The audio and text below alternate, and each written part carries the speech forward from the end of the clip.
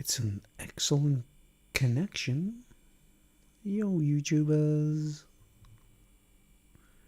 Yo, YouTubers. Excellent connection. It says one concurrent viewer.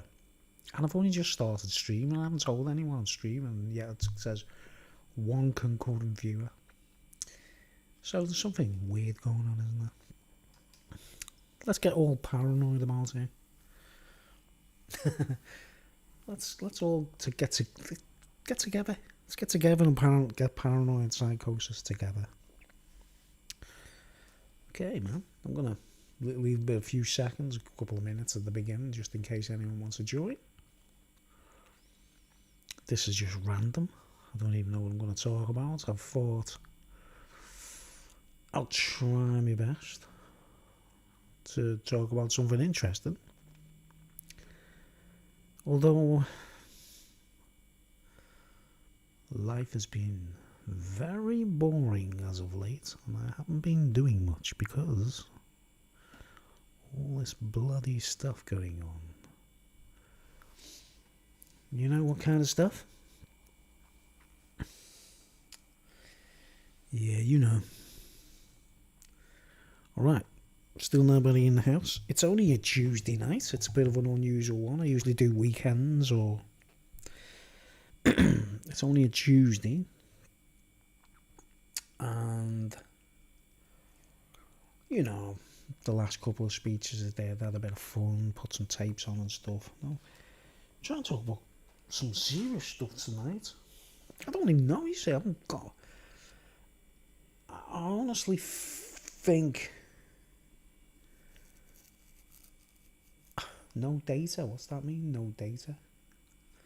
Is this still going on? Is this live at the moment? I can't tell. Is this live? Am I being sabotaged? It says no data on the screen. No viewers.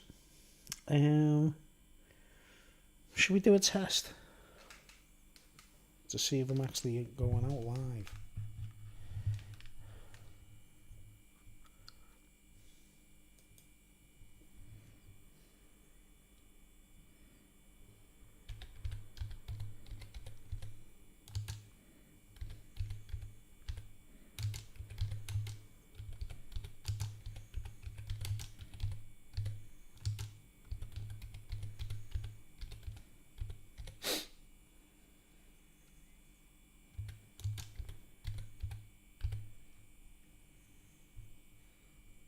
And then we press this.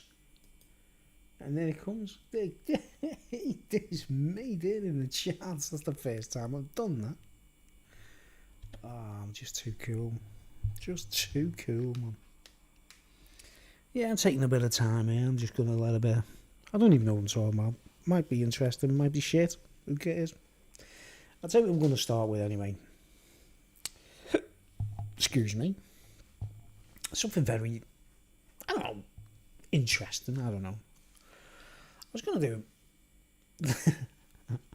talk about all kinds of things, but I'm shy, you know, I'm shy. Well, anyway, I was on this website.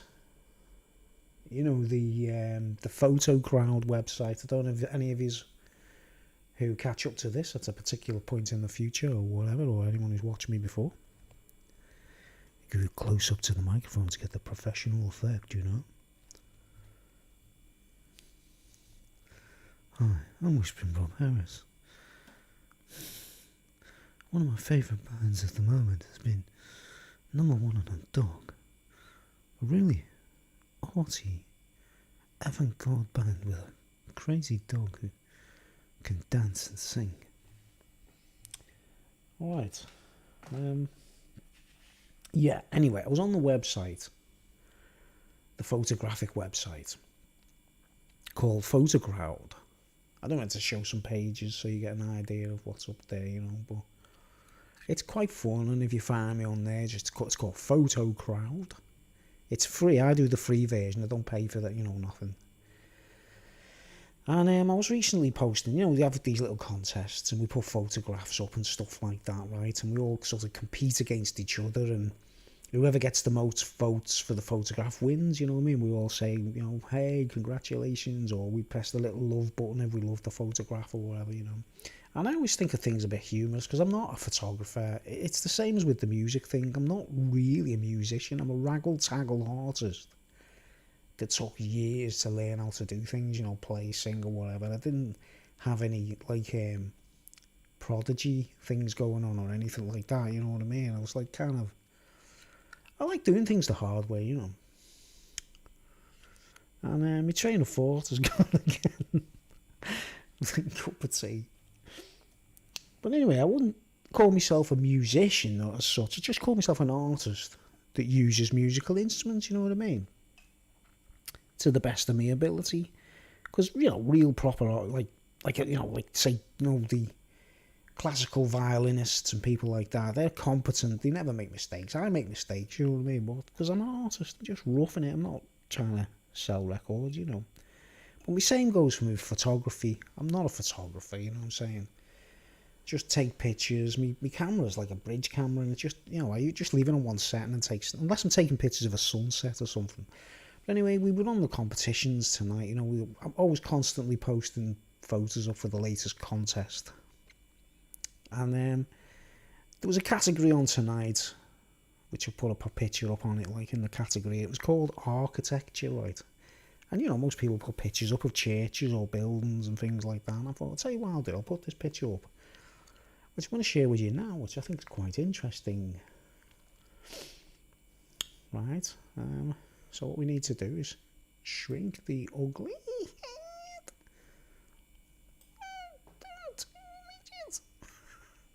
Right. Is that big enough, though? That's the question, isn't it? Is that big enough? Because you want me there, don't you? You want me in the picture, don't you? You want me in the big picture. Ugly or not, you don't care.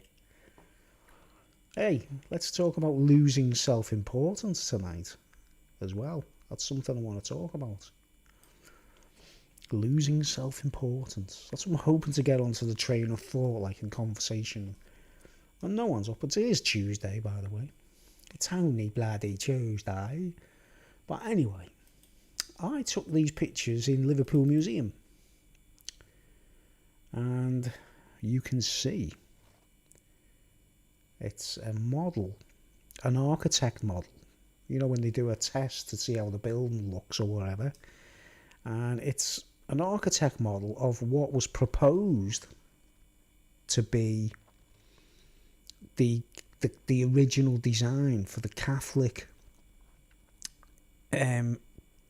cathedral that was going to be built in Liverpool, right? I'm not sure the year, I can't remember all that, like. And this is how ambitious the Catholics, this is how, people don't realise, man, how much the Roman Empire tries to hold on to Merseyside and Wales and Chester, and, you know, because Chester was a Roman fort, you see, you know what I mean? But this was going to be built in Liverpool, of all places. I mean, man, imagine the quality of cocaine that would be coming out of that place, mate. But look, them people there, they're standing on the other side of the table, and it's on this big table. It's huge, man. It's like a huge, like, model of, like, building blocks, you know what I mean? And this is actually what they were going to build in Liverpool. Of the, you know, the cathedral. And they run out of money, right? They run out of money, and they couldn't do it because they wanted it to be bigger than the Anglican Cathedral, you know, the other big cathedral in Liverpool, right? Which is huge. I've never even been in there, you know. I've never been close to it or nothing. Oh, man, I'm quite a bum, you know what I mean? Right, but anyway, this was what it would have looked like, and it was going to be bigger than the Vatican, right? And they got as far as building it. This is in the there's a new museum on the seafront, you know, on the waterfront of Liverpool by the Pierhead Ferry and the, you know, the famous ferry boats and the Liver buildings and everything. There's two museums. There's a big, massive museum. There's this mad, I can't remember what it's called, but it's like a modern museum on the seafront, and it's all kinds of little things on display. I filmed all the John Lennon and Yoko stuff in there, by the way, from previous videos on my channel if you want to search for them, I don't know.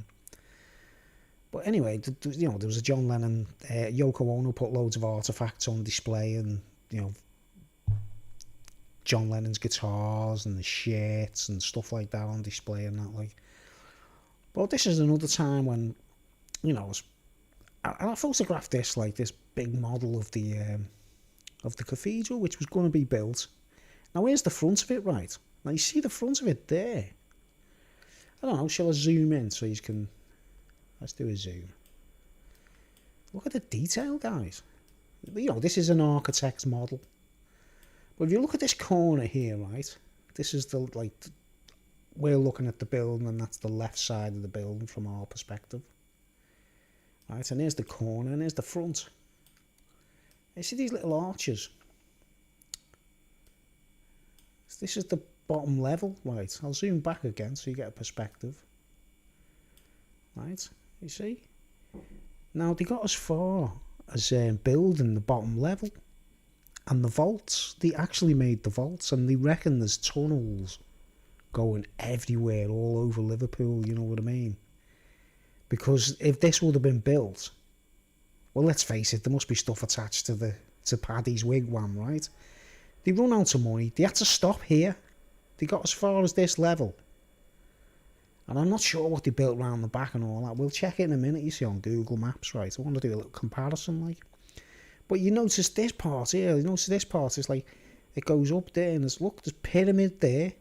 And there's a pyramid on that side, which is slightly off shot, you know, around the corner, just there. So there's two pyramids there, right? The roof is pyramid shaped. Right.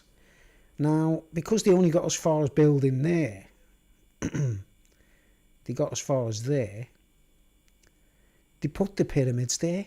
There's pyramids there on the actual flanking this. So they were determined, weren't they, in the architecture to get these pyramids in that structure, right? So let's show you. I'll tell you what, we'll have a look at another picture.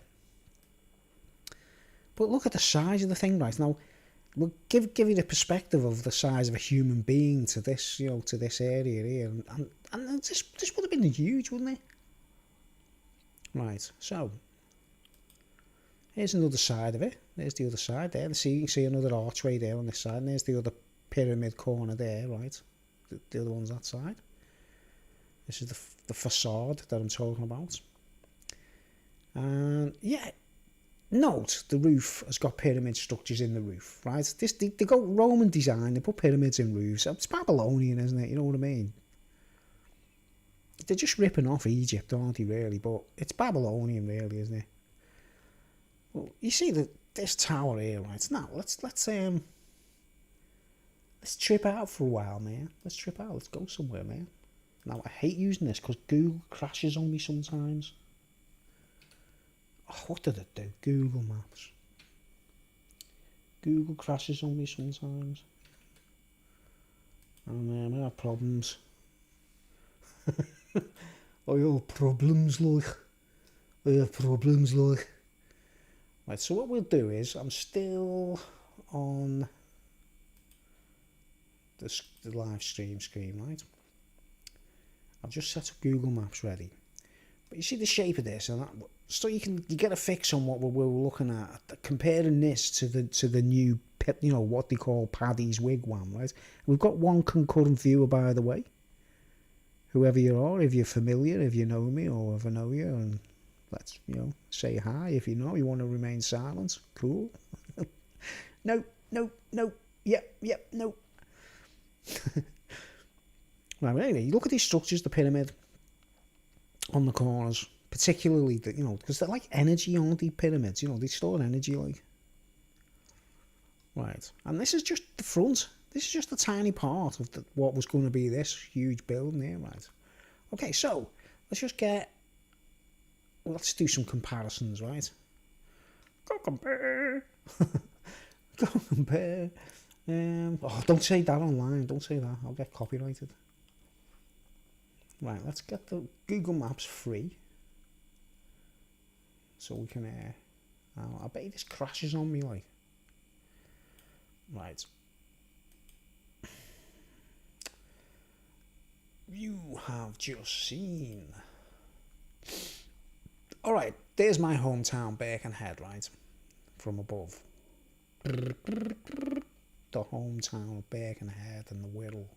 And there's that city there, Liverpool, right? And we want to make it get more realism. Let's get on the satellite view, right? Okay, now I'm looking for Liverpool Cathedral, right? Now there's the other one. I think, is this the Anglican one? Yeah, there's the Anglican one there, right? Youch! In 3D. Youch, mother. Right.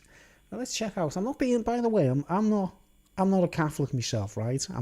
I don't have anything against Catholic people or anything like that. I'll do the opposite, to actually tell the truth, to enlighten them, to wake them up and say, get out of there, get out of the, catch up to what's real. And I don't blame Catholic people for what's going on, mate. You know what I mean? I never did. Okay, anyway, so we'll get down to this part here. Here's Paddy's Wigwam. Here's the fun part, right? Now let's get right above it, so we're directly above it, right?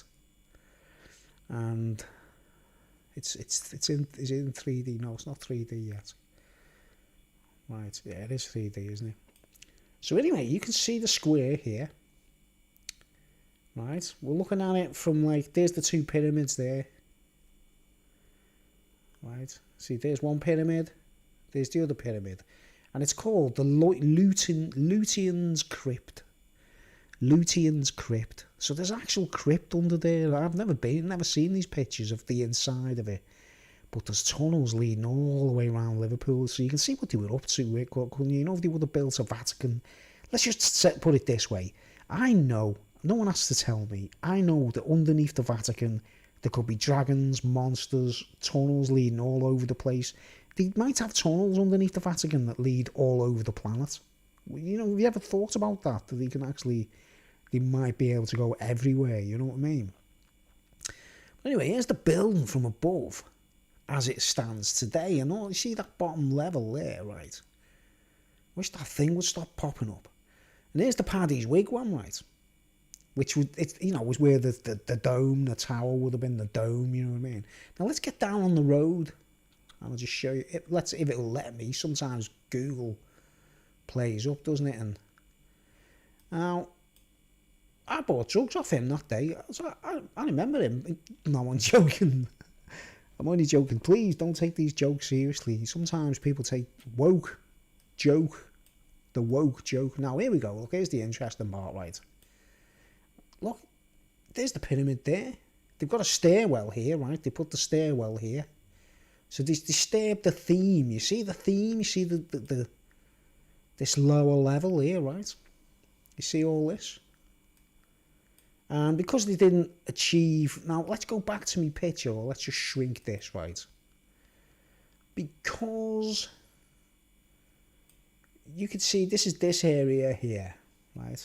Let's get this area here. This grey strip of grey stone, like concrete, right along here, is this area here, right? And I'll just put on the big screen.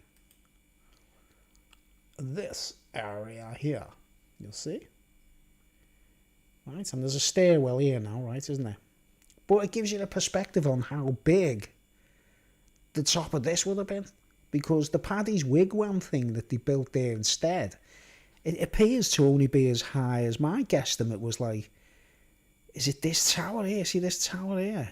I'll zoom into it so you can see it, you know. See this tower here? And it's got a cross on it on the top, hasn't it, right? Look at the columns, the Roman columns and everything.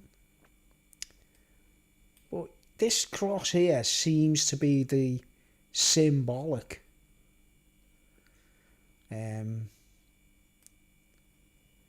part where the Paddy's Wigwam, the height of it or something, I don't know, because the Paddy's Wigwam is not as high as that, is it, right?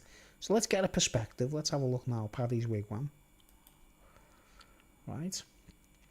That's what they call it in Liverpool, by the way, guys. That's the nickname for it right now. You can see it's quite large, isn't it? But it would have been all the way up there, wouldn't it? You know what I mean? Right, so let's do a little scan from this end of the road. And we can see the side of the building. And there you can see it's quite far back, the main cathedral. Two views, anyone to know? Give us a shout. But you can see the intended pyramid. You see the pyramids as well. And it's strange how the architects, like, they didn't leave that out. They made sure that there were pyramids of some kind in these corners, you know. And considering this is like Christianity, you know, because, you know, believe it or not, like, Catholics, church leaders think they're actual Christians. Which, you know, I don't have an issue with Christians, as in Christian people, because, man, you go on YouTube and you can find loads of them who are nice, you know what I mean, and sound, and they know what they're talking about. And then you can find others who are, you know, the wolves in sheep's clothing, aren't they, you know what I mean? I'm just squeezing a tea bag. Oh, see that car there? I bought drugs off him. It's just my latest in-joke, though. Right. Okay, just dropping the squeezed tea bag on the floor, and hold on, folks. I know this is a bit tedious, like just squeezing the tea bag out and getting me echinacea in my tea from me strainer. I'm on camera, right? Well, I've got one of those strainer things, you know what I mean?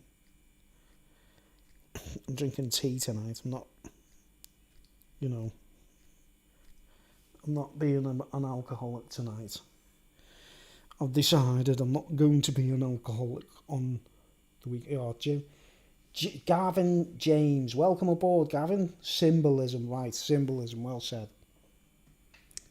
So we've got someone online, Gavin. Welcome on board. But right, so there you go. You see this archway here, and these little doorways here. There's your pyramid there. Right, let's go back over here and sort of have another look there at this row of arches. Right, and you see this stairwell disturbs the thing, but there's your pyramids. Symbolic of Babylon. Right, but isn't it amazing how in the original model, you know, that's there, like, you know, all that's there. You see the little side door. What we were just looking at there is this. You see? That archway there, and this is the corner here, and there's a pyramid there, whereas, like, if they'd have built it, got away with what they were building, the pyramid would have been up there. Look at all the heads, look at all the busts, and the heads and the idols. Right, but this is just a model. This was just an assumption. They never actually planned, you know, this is what they planned to build, you know what I mean? And they never got away with it, basically.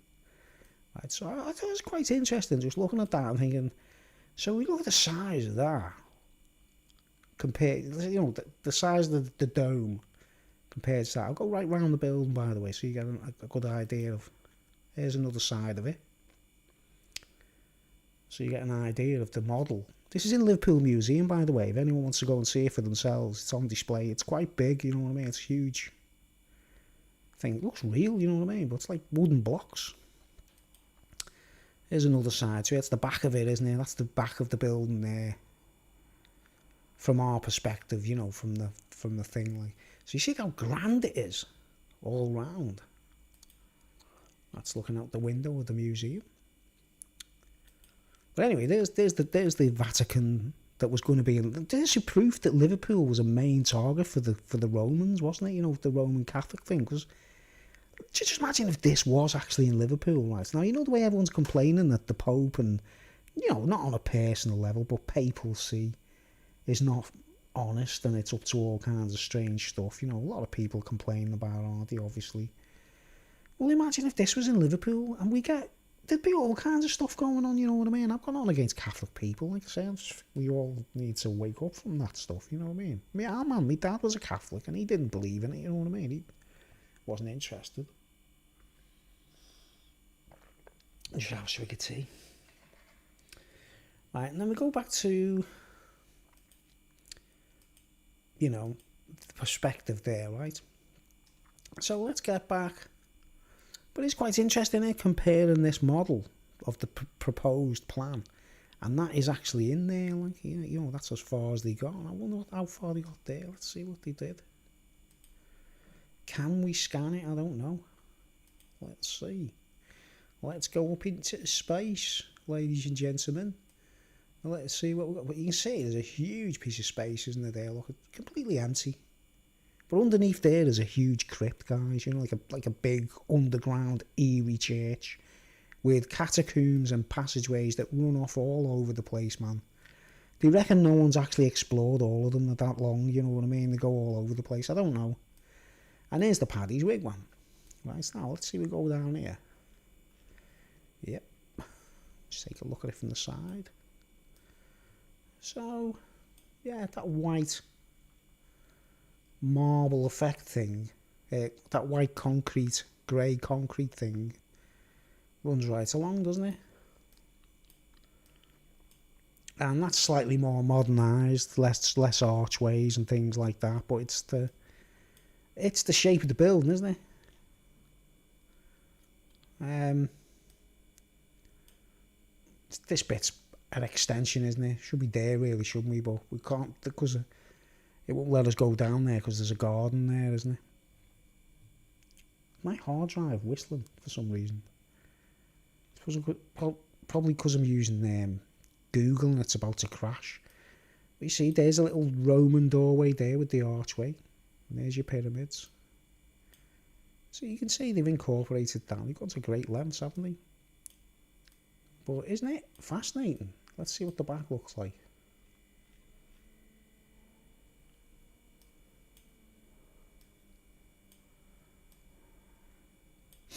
So you see they've got the big like a cross and symbolic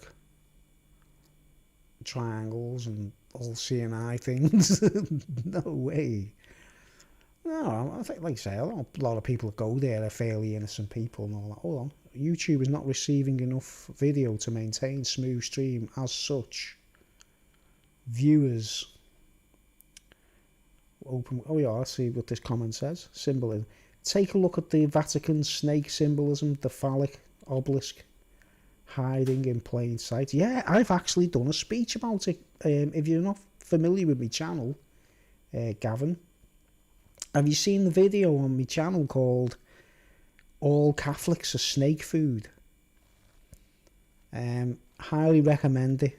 All Catholics Are Snake Food in the Eyes of Holy Rome. The title of the video. And I do a breakdown of it, like, you know, that the Vatican snake symbolism and that, like, and the interesting part to point out about that is where the St. Peter's Square is, where the obelisk is the belly of the snake, isn't it? It's the bulge, you know, when a snake swallows a rabbit whole, it goes down like a bulge, doesn't it? I'll take a look, mate. Yeah, honestly, it's really good. I go quite deeply into that. It's quite a long time ago when I put it up as well, like. But yeah, I basically say the bit in the middle where the square is, what's meant to be the square where the St. Peter's obelisk or something, that's the belly of the snake where all the people are. So if you were looking out the window from the Pope's perspective at all the people, you'd be sarcastically looking at all the people as though they're just food. You know what I mean? They're in the belly of the snake. Now, we only know that now in hindsight because we've got aerial photography, haven't we? We've got satellite view and we've got Google. Let's do it then, eh? We'll do a shift to Italy. Okay. Italia, let's go to Roma, Spirito Santo. Right, there we go. Right now.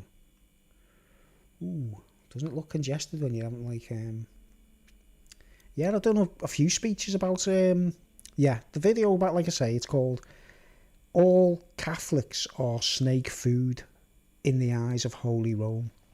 Well, you know, so-called Holy Rome. Okay, Vatican, where is it, man? Not a big Basilica Sand. Oh man, there's all kinds of snake. It's serpents, isn't it? They are reptoids. There's no two ways about it. Why put all the serpentine symbolism in there if it's nothing to do with snakes? Come on, man. It's got to be snakes, hasn't it? Like I say, David Icke, I don't agree with everything he says, but he was on the ball when he was talking about reptilians, you know what I mean? It's like, you know, we've all got our own perspectives, haven't we, you know what I mean? But I've always suspected it, you know what I mean? But the Catholic Church, the leaders of Rome, have given themselves away. You know, they've blown their own gaff. They've actually blown their own gaff by showing all the snake symbolism. But it's the sarcasm. It's the sarcasm, you know. Vatican. It's the sarcasm. Right, the Vatican. The Vatican. The Vatican. Why are all these things come up with just Vatican instead of just the Vatican? There we go. Here we go. Right, there we go. Right, here's the snake's head's there, right? It's got a hat on, right? Now, they're really into that, aren't they? You know what I'm saying? It's got like... Can I go to the ground here? No. Right, but anyway, notice wait, there's the snake's eyes. There's a sarcastic smiley face. You know, and there's his hat. You see, it's got a hat on, hasn't it? You see, they've made it so that snake's wearing a hat, right? Now, obviously, people who didn't have aerial view, satellite photography, Google Earth, they're not going to know that when they're going here, thinking they're going to see the Pope on the window ledge, like, you know. They're not going to know that that's a snake's head with a hat, you know, right? And you know what I mean? They've got this thing about that big hat, haven't they? I don't know, we'll have to analyse this model and see if the snake's head's in there, you know what I mean? I don't know, it'll be interesting. But this is bigger than the Vatican, by the way, this structure, what was going to be bigger than the Vatican, like. So we go back to here. Right, now here's the bit I'm talking about. This bit here, you know, this oval here. If you see, there's the head of the snake. There's its neck. There's its belly. And there's its tail, goes all the way to the river there, right? That's the tail there, isn't it, right? But you see the sarcasm, the bulge in the middle. All the people will be expected to be standing there looking up at the Pope there. Can you actually go down there or what? Nah, they don't let you go to the very bottom, really. All gathered around a graphite obelisk. You know, what's it called? It is graphite, isn't it? Not graphite. Oh, what's it called? The stone it is. It's graphite, isn't it? Is it graphite? You know, these things, these Roman, what's that stuff called anyway? But this is like, think about thousands of people will be gathered there around this, and obviously at the top of this thing they've got someone sarcastically laughing at everyone, like a false St. Peter, obviously, because it's called St. Peter's Square, isn't it? If we know this is called St. Peter's Square, and we know that it's sarcasm against Catholic people themselves, and they're looking at them as rabbit, you know, like rabbits in the belly of a snake, or just food, you know, marble, not marble. The other stuff, granite. Granite. Did I say granite before? No. Didn't say granite. It's granite, isn't it? Granite. And you have pink granite and grey granite. Yeah, granite is where alien greys come from. That's one of my little findings in, you know, alien greys. Where do you think they come from? They come from this stuff. And that's their, you know, material heaven, isn't it? You know what I mean? They go, elevation makes them feel like they're better or higher than everyone else, you see. All the people cannot go up to the top of that when they're standing around it, can they? No, they've got to stand around all that as a crowd, right? Not even realising that they are in the belly of a snake. And that was my biggest find, was working that. Whoa, my word. And now I understand the bulge. You know, the shape. Why is it a bulge? Why isn't it just like straight line, just goes right down there like that? Why isn't that just narrow there? Because it's like, you know, when you see a snake, it's just their food. It's got a bulge in it, hasn't it? You know what I mean? And every Sunday, when all them people are standing there, all looking up at that balcony there, worshipping the guy in the dress, they're all being looked at as food. They're being devoured by the Catholic Church, and they don't even know it. So yeah, it's really interesting. I mean, that is eerie, isn't it? You know, that head part with the eyes and the hat. I mean, a snake wearing a hat. You see it in cartoons and things, don't you? You know, Disney cartoons and stuff. So I think that was going to be, that's quite a big building, isn't it, the Vatican? You know, but when you look at this thing, what they had intentions of. It's insane, isn't it? And that's as far as they got, is just there, man. That bottom level. And probably, you know, right around the whole building, it's all there.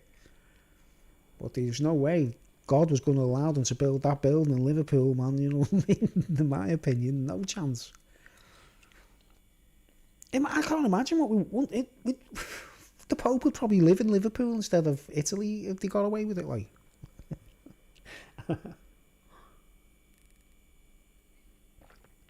Well, yeah, it's, you know, do you know about Washington? Yeah. The pentagram and the owl, yeah.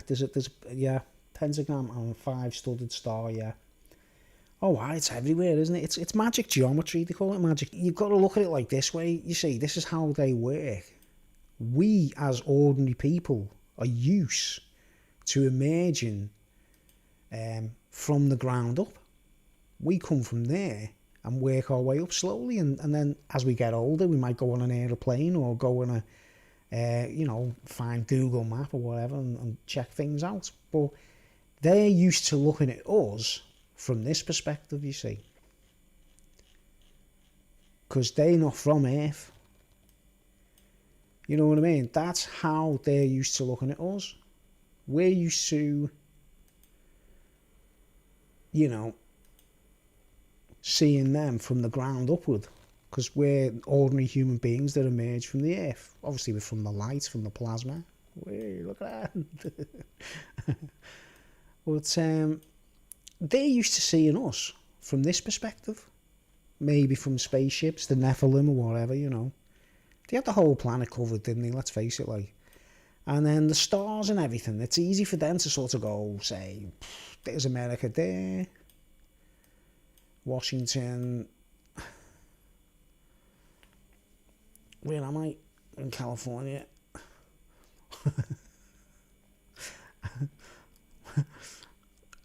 They're used to just looking at the whole map of America and saying, well, there's a star there or a star there. You know what I'm saying? They put it into the streets.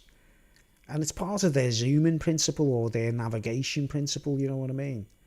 Of, say, if they're flying something, let's put it this way, if they were using some kind of flying craft or whatever to build all these things and to suss it all out, then I take it to use the stars and the shapes in the landmarks and that for navigational purposes, you know what I mean? Because when you do that, you just start flying around. Where are we, mate? There we go. I thought to imagine things. Where's Washington gone? I didn't realise how close to Canada Washington is.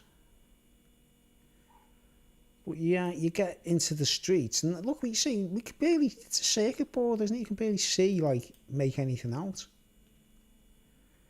You know, so if you were flying, you'd need some kind of reference point, wouldn't you, to look at on the ground.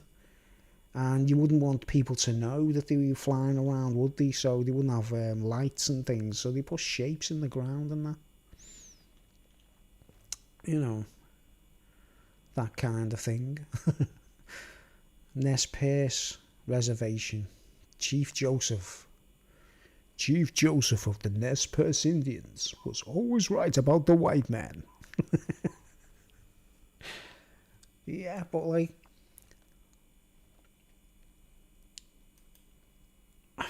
find, where are we? It's very confusing.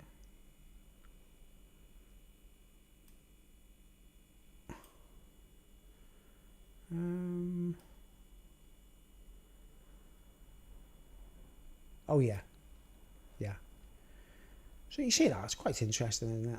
I thought, like, you know, kind of gives the game away, doesn't it, that what the Romans were always up to, because, you know, our closest Roman fort, I'll show you that on the map, on if you're not familiar with where I live, you know, it's very close to Liverpool, and we're in a unique place, really. We're on this place here called the Wirral. Right, so you think of the Wirral from above, like I say, these people, they must have had some kind of flying abilities, I don't know. And to this side we've got Wales, and to that side we've got Liverpool. City of Liverpool's that side, and Wales is on this side. And we go over there. There's green hills and valleys, and a lot of it's been left as it used to be. But obviously here, it's been, built on, So, you see the layout of Wirral, right? And here is Chester, which is here by what they call Chester Zoo. And right, I'll just go up. And you see it's quite major, but you see where it's very central. You see, because like Wales is there, Wirral's there, and Liverpool's there, the access to Liverpool. And they made sure they, right dead centre, lined up with the centre of Wirral. Chester there, right. The Romans. And simultaneously, you got to look at it like this, right. They basically built a wall across the Wirral. They never physically built a wall. They didn't need to, really, you know what I mean? But they could have easily posted people all along that, basically cover the entire width of Wirral. So anyone going in or going out was monitored, watched, whatever, right? And then on a grander scale, you go up to here. Now remember, the size of this space, from it's about 10 miles wide, the Wirral. It's about 10 miles wide, right? Especially that part there from West Kirby to New Brighton. Roughly 10 miles from one side to the next. Right, and then we go up. So the Romans could have easily have, they've got a fortress there in Chester. That's where that's where the barracks are and everything. And so they could have had a sort of physical wall there and keeping, because we were like Vikings and Gauls and that, and the Wirral and Wales, and Liverpool's a predominantly like Irish dominated place. But the problem with it is they've been infiltrated by Roman Catholicism, do you get me?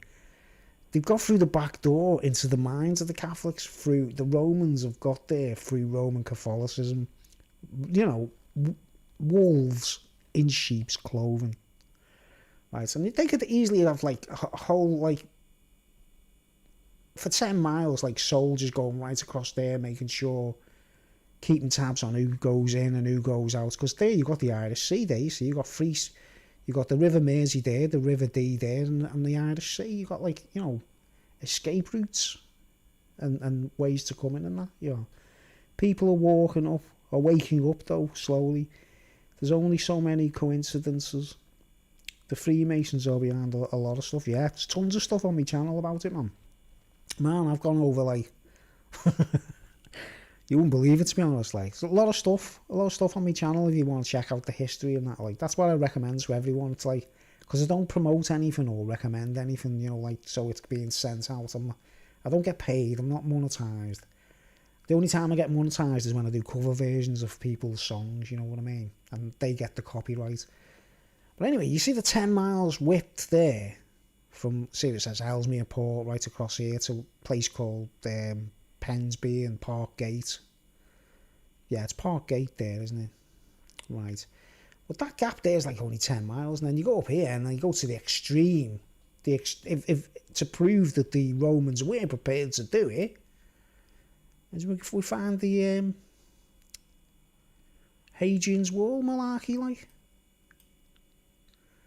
Hadrian's Wall, which runs from, say, Carlisle, goes right across there. Wow, I didn't realise Gretna Green was right by Hadrian's Wall. Well, Hadrian's Wall goes right across. To make sure that they knew, in the same way that they could monitor who's coming in and out of Wirral, which is connected to Wales and the Isle of Man and Ireland, right? The Romans never conquered Ireland. They never really conquered it. They conquered parts of Scotland, but they never conquered the proper Highlands, So all of this area, this strip, what we call the Picts, I call it the land of the Picts, all of this upper northern regions. They were all Picts, basically, and the Romans couldn't handle them, But they made sure they built the wall across there Oh, I wish this thing would stop popping up. That wall is there because there were soldiers all along it, and they're monitoring everyone going in and going out. And the same thing they were doing here on the Whittle. They must have been monitoring everything, like. And they've somehow got into the Irish system through religion, haven't they? The wolves in sheep's clothing. Man, it's so obvious, isn't it? Especially what we've just been saying about the Vatican and that, like. Just having a swig of tea. Well, yeah, the Whittle's very easily to fence in, you see, because we're a peninsula.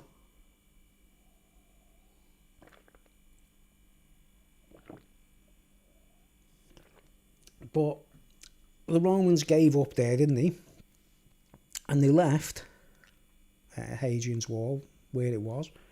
And basically, all the... Wow, this is brilliant. I only thought you did beer reviews. No, there's tons of stuff on my channel. Loads of stuff. You've got to go onto my channel and check out all my uploads. That's the way to do it, like, because on your phones or whatever, you only see a small bit, like, thing on the screen, don't you? But yeah, beer reviews are only, like, recent. I only started doing beer reviews about a year ago. I've been doing stuff on my channel for ages about serious stuff, Freemasons and all that stuff, yeah. Yeah, if you're looking for that kind of information, it's there, man. But you see, Wales is there, right? Big, massive green land. I thought, you know, green, loads of green there. And you know what the Romans are like. They don't like green, do they? They want, like, everything metropolis. They want it, like, looking like the city of Rome, right? I did a brilliant speech on my channel about the... I'll show you what I mean. They're so obsessed with doing these things, right? Let's see. Let's open a window. I'll go on YouTube. Alright. And just do a search. I can't remember what it's called.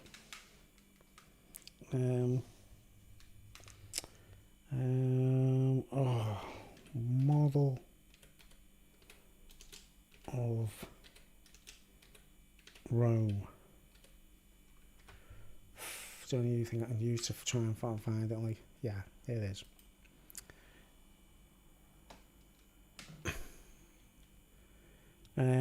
The construction of Imperial Rome. Now, I'm watching someone else's video here, by the way, so if I get any copyright strikes, you know, whatever, like, but taking a chance using someone else's video. But this is a model built, a large-scale model to show us how Imperial Rome once looked. There's the title, Construction of Imperial Rome, Part 1 or 2. This was actually made by Mussolini. You know, Mussolini, who was like the Italian version of Hitler. Hitler did the same thing. He built a miniature of the future of Nazi Germany, you know, looking like Rome. But I'll try and get the sound off. Right, it's this model, yeah. Right. I've left the sound off, right? Right, now there's the real Rome, right? There's Rome. Right. Now, here's the model. This is a model, believe it or not.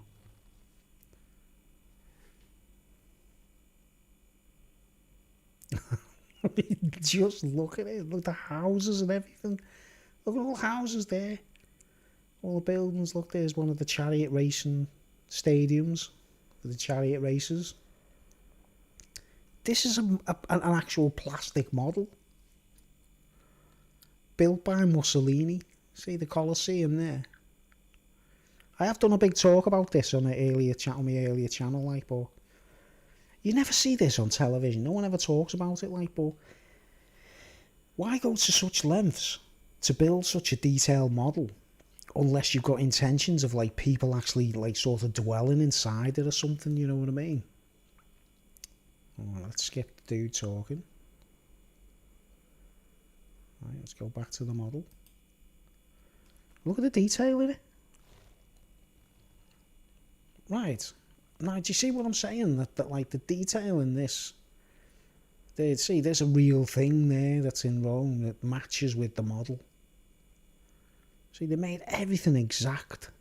Right. Now, firstly, how does anyone know what Rome actually looked like? How does anyone know in the memory? How did he know all the towns and little cities and all the little buildings? They can't have just made it up, could they, to make the model? They couldn't have just gone, right, let's invent it, let's just put the Colosseum there and then build all the blocks around it. They had to know what they were doing, didn't they? Right. But you see what I'm saying with this business? Like, their attention to detail, this sewage thing here, this clearance here for sewage, I suppose. There you go, an outlet. Right, and I go, Alexa full screen, and shrink. And I go back to this, and you see the kind of thing that what they're up to, you know what I mean? They build it first, you know. I can't believe I thought you only did beer reviews. It's quite funny that, you know, because loads of people are disappointed in me doing beer reviews because they know I could be talking about something more serious, you know what I mean? But I've done it basically. I've said so much on my channel that there's not much more I can say unless I'm repeating myself, you see. And there's no point in repeating myself when you can just go on my channel and search, do you know what I mean? But this is what I recommend you, like, yeah, I'll give you an example. I'll show you my channel anyway. Right. You see where I'm coming from with this miniature model. This is the detail.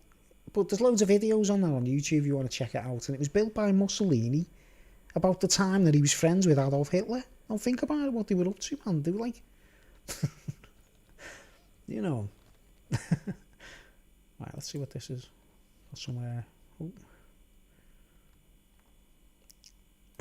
Alright, just reading some comments. Right, now, so you see, if you go onto my channel, right, if you go onto my channel, you've got to go onto the channel, the actual channel, right, and sure enough, you'll see, like, you know, you go on that videos tab there.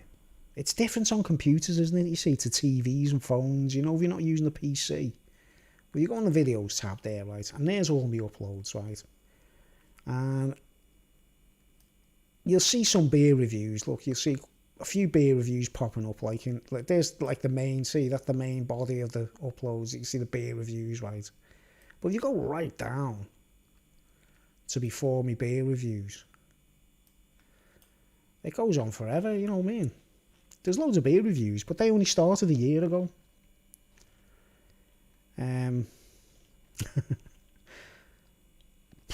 Like, there's one there, proof of Netflix predictive mind programming. You see, in amongst it, you see the beer reviews, it's kind of fun. That's like me fun. That's me space out sort of fun time, the beer reviews. Whereas like me serious stuff and me music and whatever, it's to sort of confuse the algorithm, you know. But yeah, tons of stuff. See, I'm going back now just before me actual reviews start. And there's a lot of stuff there. But you'd have fun exploring my channel, I'll tell you. That's why it's called Roller Coaster Ride, by the way. So here's some interesting stuff I did a while back about cobbles.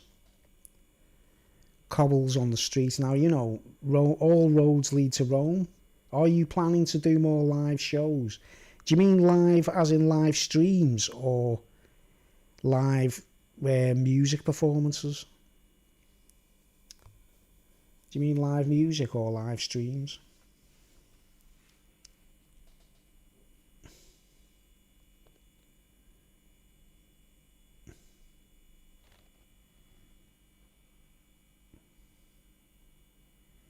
I'll just click on it, yeah. Oh, streams, yeah. I'll be coming on as often as I can soon, you know what I mean? Because I've took a little bit of time out from talking serious, and because I'll be basically repeating myself, you see. But anyway, here's where I live in Birkenhead. And because they did a lot of road work, they took all the tarmac off, you see. So we got a rear view of what it looks like. There we go. Just jump forward. See, now that's what the roads are like underneath. Roads all over Britain are like that underneath. This is a main road. This is Conway Street in Birkenhead. This is a main road, and they've took all the top, you know, because they've just put a new layer down, you know what I mean?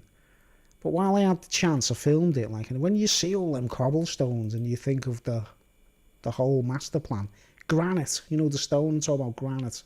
And look there, look, there's the Birkenhead Park entrance, which looks like a big Roman arch, you know. You see the floor? Them things they're huge, them things. You ever picked one of them up? Have you ever picked one of those cobblestones up out of a road? They're like a big, huge dice, like a big, huge cube of like concrete, you know what I mean? They weigh a ton. But they've gone to great lengths to put them under every single road, haven't they? All roads lead to Rome. See, I wouldn't have had a chance to film now. That was a one-off chance. They're modern ones, look. These are actually done recently. Ones done recently. But if you go on my channel and search cobblestones, you'll find all these speeches, and they're quite interesting. Like, because it's like I'm showing that even in the Wirral in Merseyside, we're affected by Rome, and obviously Liverpool's affected by Rome. Obviously, like, you know, bloody hell. So we go back here, and there we go. Well, yeah, I will be doing some more live streams. I actually do quite a lot, but I've been taking a bit of time out, you see, recently. Now, here's the mad thing, like, what I'm sort of getting onto the subject matter, like, is, like, all this stuff going on all around the world. You know, the business with the pandemonium. Pandemonic.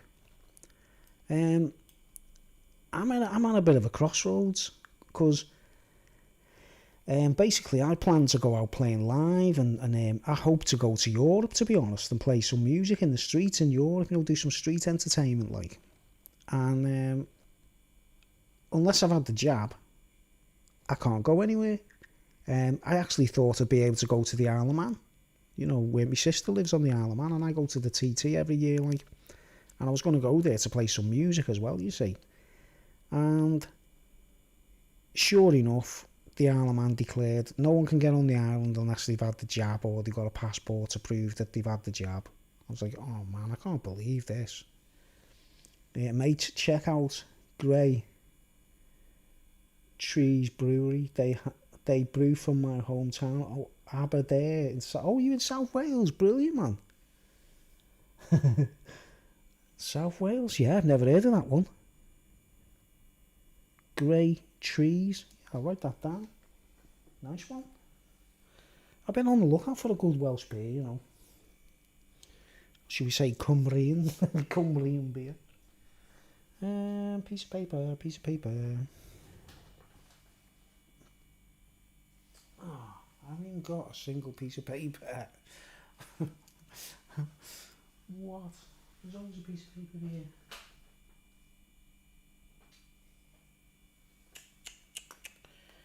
Yeah, I've just brewed my own. But have you seen me reviews for my own brews? Me homebrew. I've just got into homebrew, and I'm telling you, my beer's amazing. I've only done my second brew, and it's absolutely dynamite. You know, and I'm only just learning it now. Like, I've only just started, so I recommend do some homebrew. I do my own Belgian beer, and it's lovely. Okay, what's it called? Grey Trees Brewery. So remember that.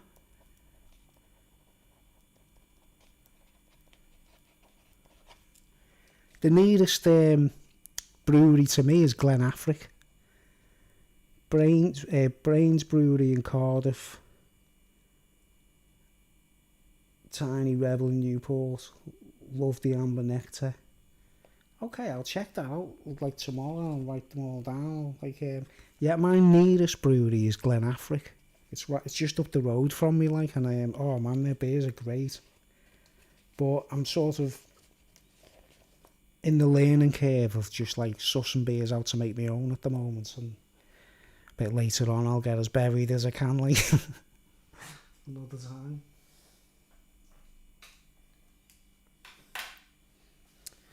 Yeah, Glen Affric is my nearest beer brewery. Brilliant. And they're from Scotland, aren't they, really? They're actually a Scottish brewery, really, like, but they're on the Wirral, right? They're just up the road from me, about 200 yards or something, like. Well, I'd say about a mile, I think it works out. I'm not sure.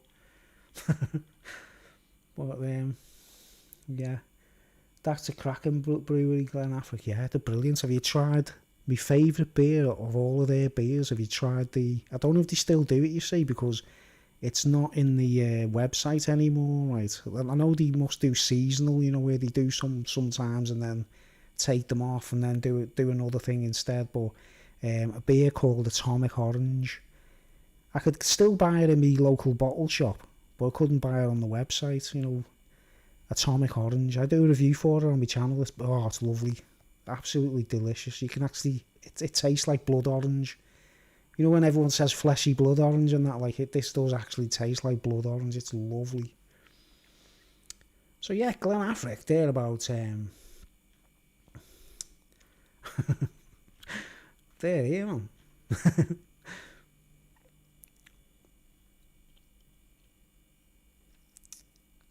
Where we go? Yeah, I can actually go straight to the brewery. Is that it there? Camel Laird, where are we?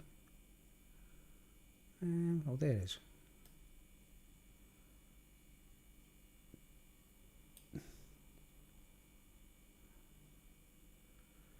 Is that it? Yeah. No, it's not. I lost track of where I am. Yeah, there's Camel Laird's. Ah, there we are. Priory.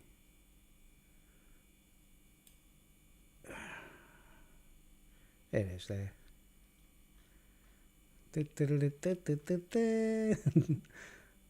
Oh.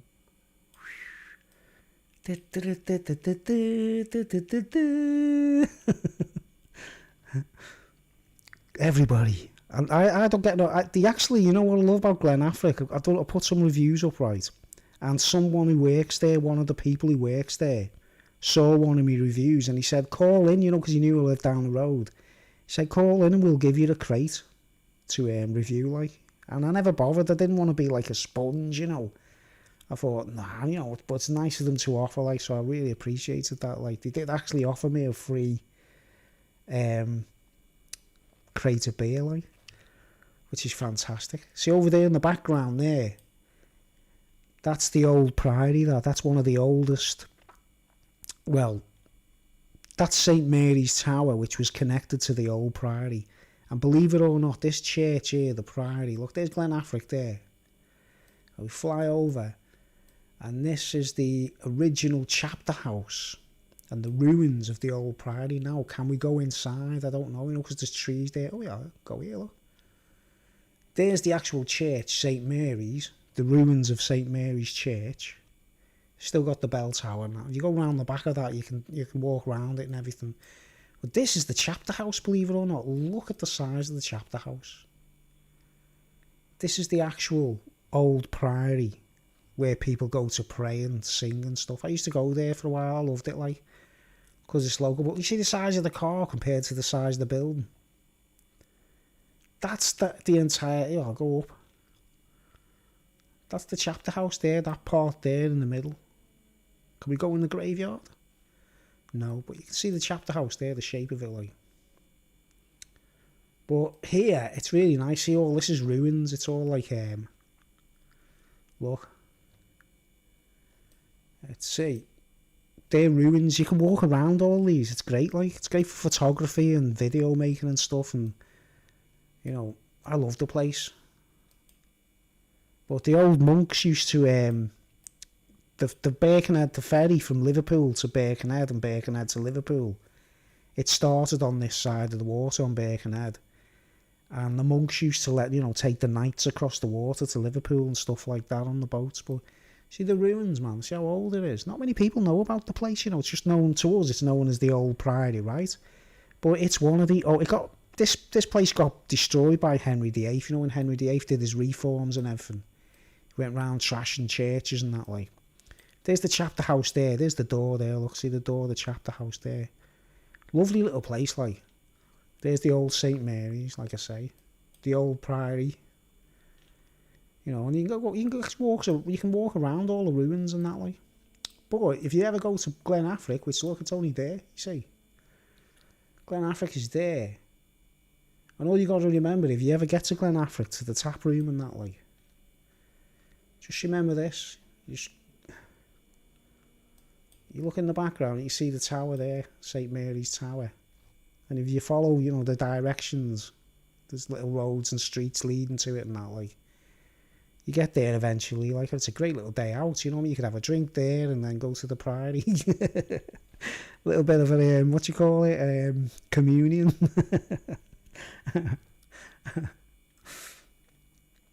But Glen Affric and the Priory now owe me a few pounds for being their tourist guide. See, and here we've got Camel Aids. You know what I mean? This is like world famous. You know, they build ships and that, like. But yeah, they offered me a free crate of beer, Glen Affric, which was quite cool. Okay, so I'm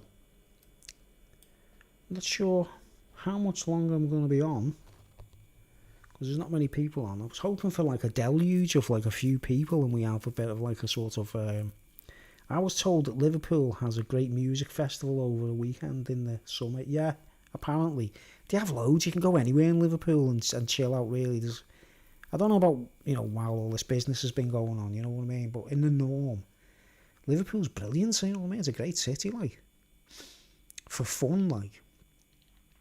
I love it. It's my favourite city. Liverpool Football Club. But yeah, man. That's my hometown of Birkenhead.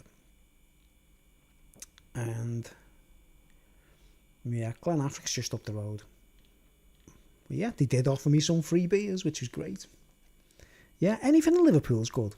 You know what I mean? You can manage to get over to Liverpool. I mean, and it's cheap as well. You can stay in, there's like hostels and places like that are cheap to stay in and that, like. But I recommend going camping and that to like Wales or Chester and that, like somewhere like that, and then explore the area that way, like. But you're in South Wales, aren't you, man? That's like, where about, are you like in the sticks, or are you in like a sort of, you know, town, or Aberdare. Aberdare. Aberdare. To drink the local beer.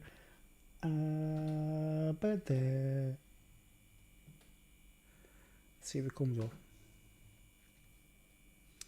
Hold on. Aberdare.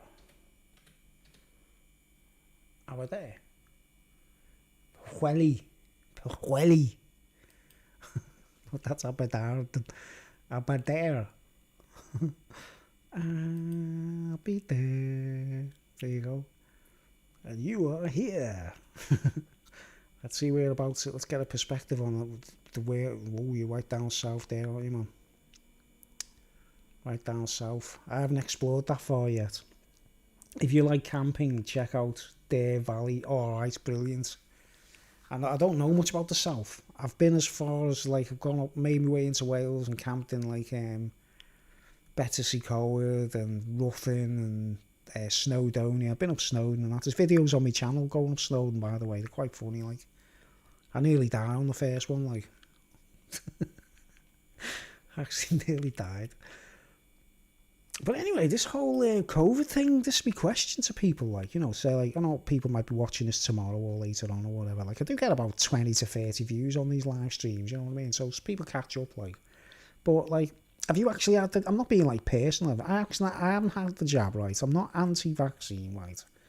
It's not that I'm anti-vaccine, nothing like that. I've just got quite a good, strong, you know, defence mechanism, and I've had little. I think everyone's had a bit like traces of the dreaded pandemonic, haven't we? So, you know, we've all had it. It's like a little mild cold with some people, you know what I mean? There's a bit of sniffles, sneezing, whatever.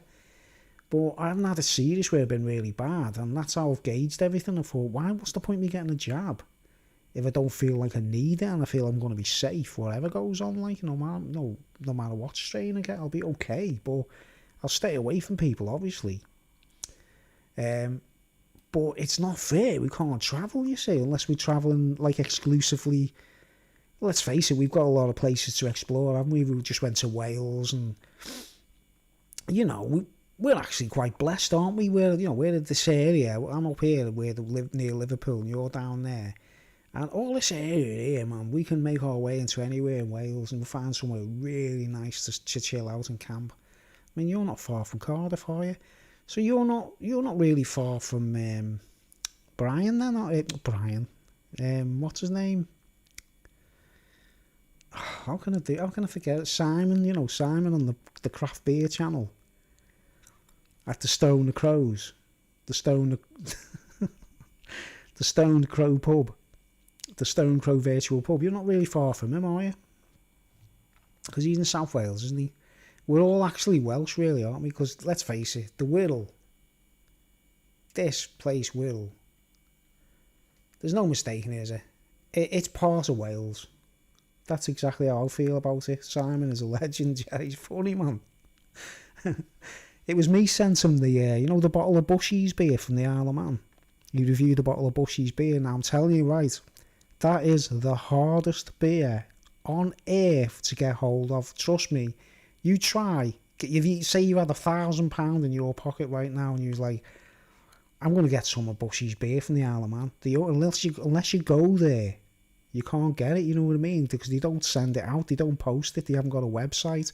I wish they would do it. I'm telling you, right, it's the best beer I've ever drank personally. It's my favourite beer. I don't know why, it doesn't taste mind-blowing, nothing like that.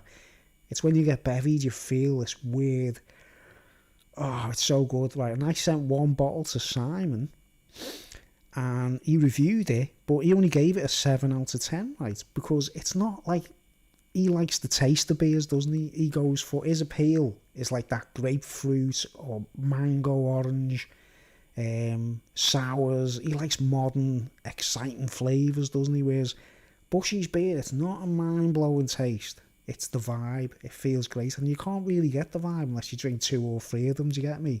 And I could only send him 1 beer. I've actually got 2 beers here, right? I've got 2 bottles of Bushy's. What my sister lives on the island, you see, on the Isle of Man. She sends me it like from time to time. And I'm scared to drink it in case I can't go back there and buy any more, you know what I mean? Because I'm going to go over there. I'll send you a bottle if I ever get any, you know what I mean? But if you can get to the Isle of Man, right, listen, my advice to you, right, you don't have to go for the TT or anything like that. Just go to the Isle of Man, anywhere, Douglas, campsite. There's campsites there all year round as well. Go to any pub that sells Bushy's on tap, or go to the local, what's it called? ShopRite. Their supermarket's called ShopRite. Go to any ShopRite and buy the crates of the bottles of Bushy's beer. You know, I don't know why, for me personally, I've drank every beer. I've drank Belgian beers, German beers, French beers, all, you know, like Glenafric, proper high quality beers, and I don't care what anyone says, Bushy's beer is the ultimate beer, right? But I couldn't believe Simon didn't get it, you know what I mean? I was like, wow, why didn't Simon? But I thought he'd have to have 2 or 3 of them really to get that vibe, you know what I mean? But I only had 2 bottles of that when I sent him that. I had one for myself, which I drank, you know what I mean? And then sent him one in the post. I thought, I've got to see Simon do a review of Bushy's. No one else has done it, have they? There's no one else on. Check the whole of the YouTube. No one's reviews it because you've got to go to the island to drink it, you know what I mean? I smuggle it. I like when I go to the Isle of Man for the TT, I fill a suitcase with like 20 bottles of it and bring it back home. But it's all you need. I'm telling you, it's beer heaven. To me, personally, it's beer heaven. You know, just get to Bushy's. You know, get to the island, anywhere on the island. You know, you don't have to go for the TT. Like I say, the TT is chaotic. It's chaos, you know, but once you get used to it, you start sussing everything out. It's cool, like, but if you just want to go for the drink, you don't have to go for the TT. You just, anybody out there, if you drink beer, Bushy's beer, to me, is the finest. And I asked, there's a guy on YouTube called Slurpy Dave, and he's from Bushy's Beer. I've been speaking to him recently, you know. He actually put a comment on Simon's video about Bushy's, you know what I mean? Because he works for Bushy's Beer, like. And I asked him what hops to use in the beer and all that, like, and he told me, like, so I'm going to try and do a replica if it's possible, you know. That's my dream. That's my dream. It's to somehow make a clone of Bushy's. Because I've done it all, me, man. I've done it all. Tequila, whiskey, fizzy wine, Belgian beers, Belgian strongs, ordinary beers, real ale. Done it all, man. But that Bushy's beer is got to be the best feeling I've ever had including drugs, anything, weed, you name it. I feel better on that beer than anything I've ever done in my life, you know what I mean? And I can't buy the stuff, I can't just order it online, you know what I mean? You can get, we can order Glenafrics, we can order beers from everywhere, all over the world, can't we? You know, just had a Camden Hell's Lager, great German Pilsner, clone. Yeah, man. One of the best German beers I ever tried. I'll show you the label if I can find it. And they sold it in Aldi. It's in Aldi and then they didn't sell it anymore. Simon's actually reviewed it, man. Right. I've done a review of it, like. I've done a review. But let's get the image on the screen large. Just shrink this down. Right.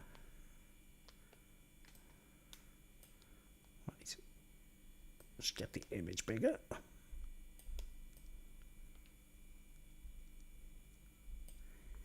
Yeah, got my collection of labels here, right. Let's find it. All beers of reviews. These are all beers of reviews. I've kept the labels. Where is it? Come on. I'll never be able to guess the title. The name of it, like. But it's one of the best beers I ever tried. The bastards at Aldi won't get it back in there, will they? This is it, right? This is it. I'll put it up to the camera so you can see it. Have you ever seen that one in Aldi? Das Hell. Right. Suvig. They used to sell it in Aldi like Christmas time. They only did it once or twice at Christmas time. But this beer from Germany, it's one of those pop tops. Where's the company? Braukunst. Braukunst.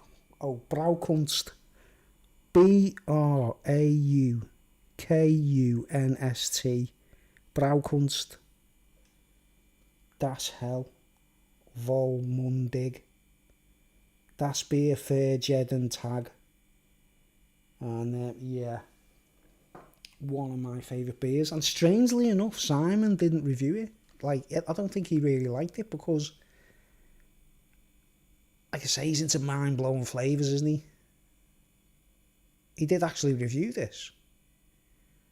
But this is another one of them beers, right? Not seen that one. Careful saying that German brewery. I know, if you say it wrong, you gotta take him out and shoot him. But this is the weird thing. Can't find it in a bottle shop. Can't order it online. It's just impossible to buy unless Aldi get it in for some strange reason. One of my favourites. Totally.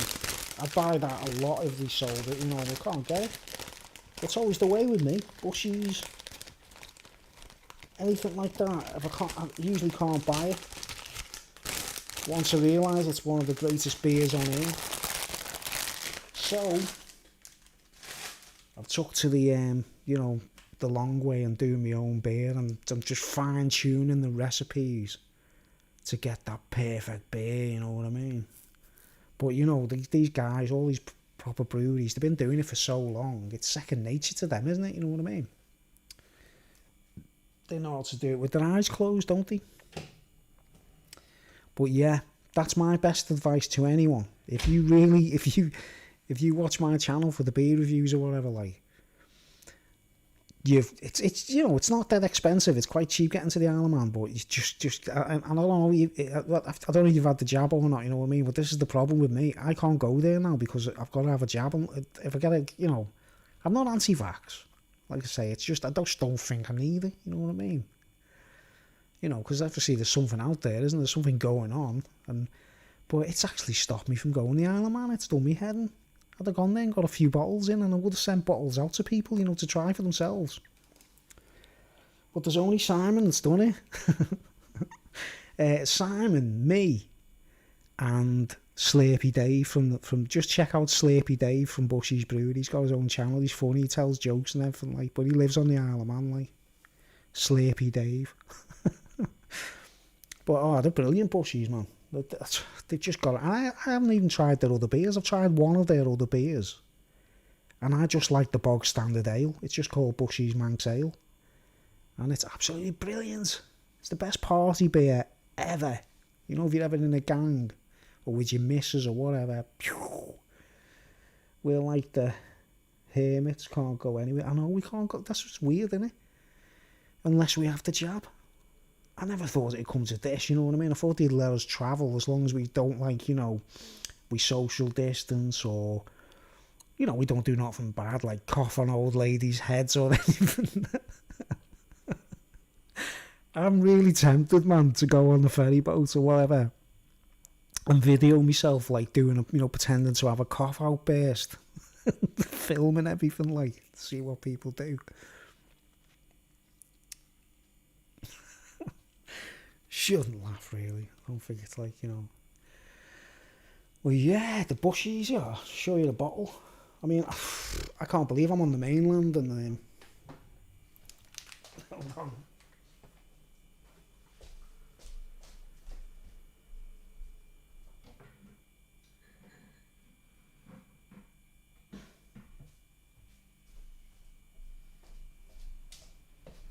Oh.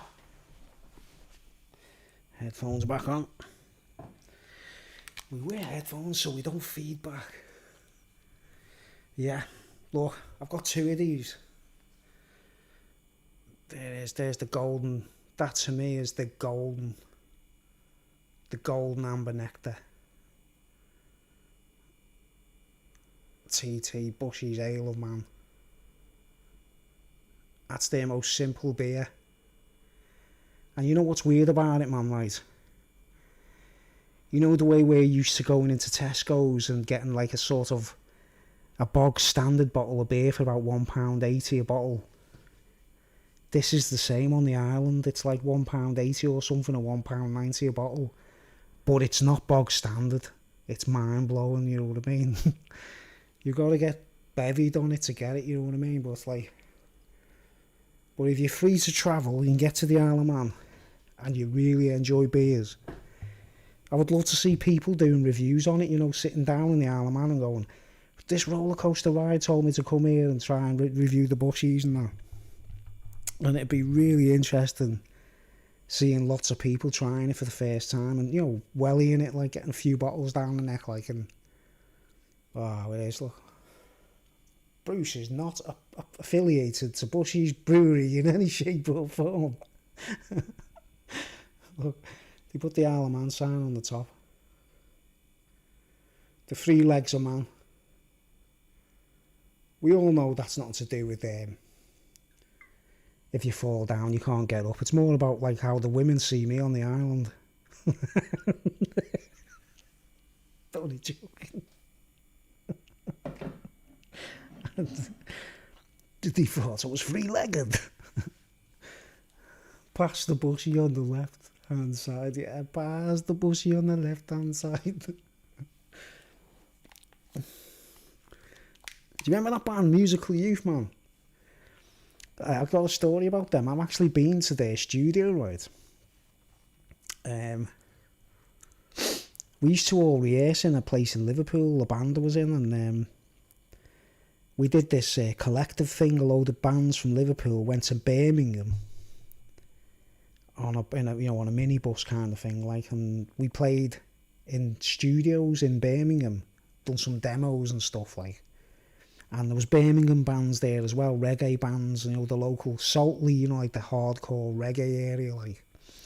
And the studio we were using, it's only like a not like a professional studio, but like a sort of amateur community thing, like. It actually belonged to Musical Youth, right? And they weren't there while we were there. They'd been sort of famous and done it all, and, you know, they were quite famous when we went there, you know what I mean? And because we were in their studio, there was like this room with all these like bits and pieces and like effects pedals and stuff like that, stuff that they used and that. And we found there, got a red spot on my nose, what's that? We found this box with all the fan mail.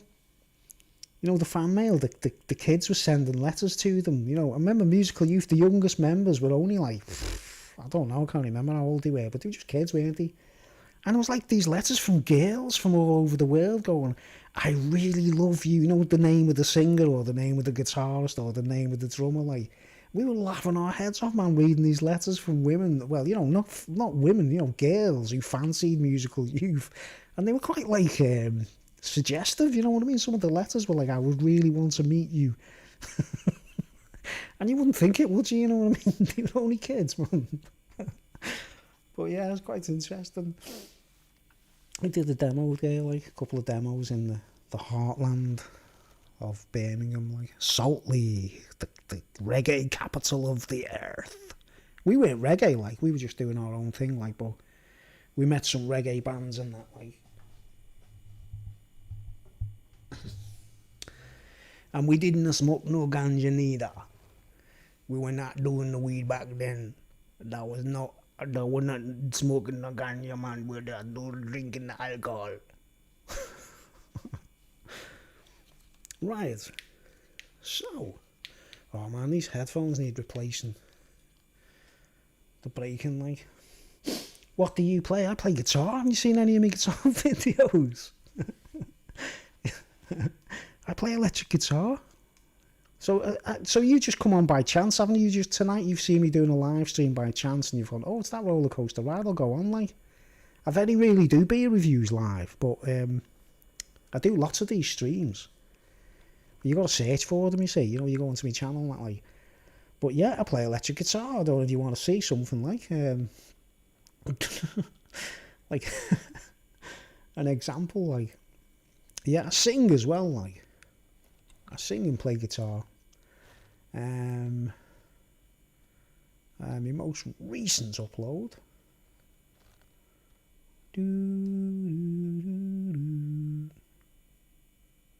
Right, is that going away if I close that? Oh, it's there, isn't it? Right. My most recent upload. What do you play? Yeah, I'm an electric guitarist, basically. I shrunk the photograph again. Didn't I? Wow, this is weird. I don't even remember doing that. Right, content. 444 subbers I've got at the moment. This is one of my most far out things, like. See, I did a little tribute to 29th of July. I did a little tribute to Dusty Hill, the bass player of ZZ Top. He passed on last week, didn't he? And I did a little thingy. That's that long ago. I'll have to read that in a minute, like. But yeah, here's an example of one of my bits of music. I'll do a leap. This is one of my most most flash guitar playing. It's a bit like showy.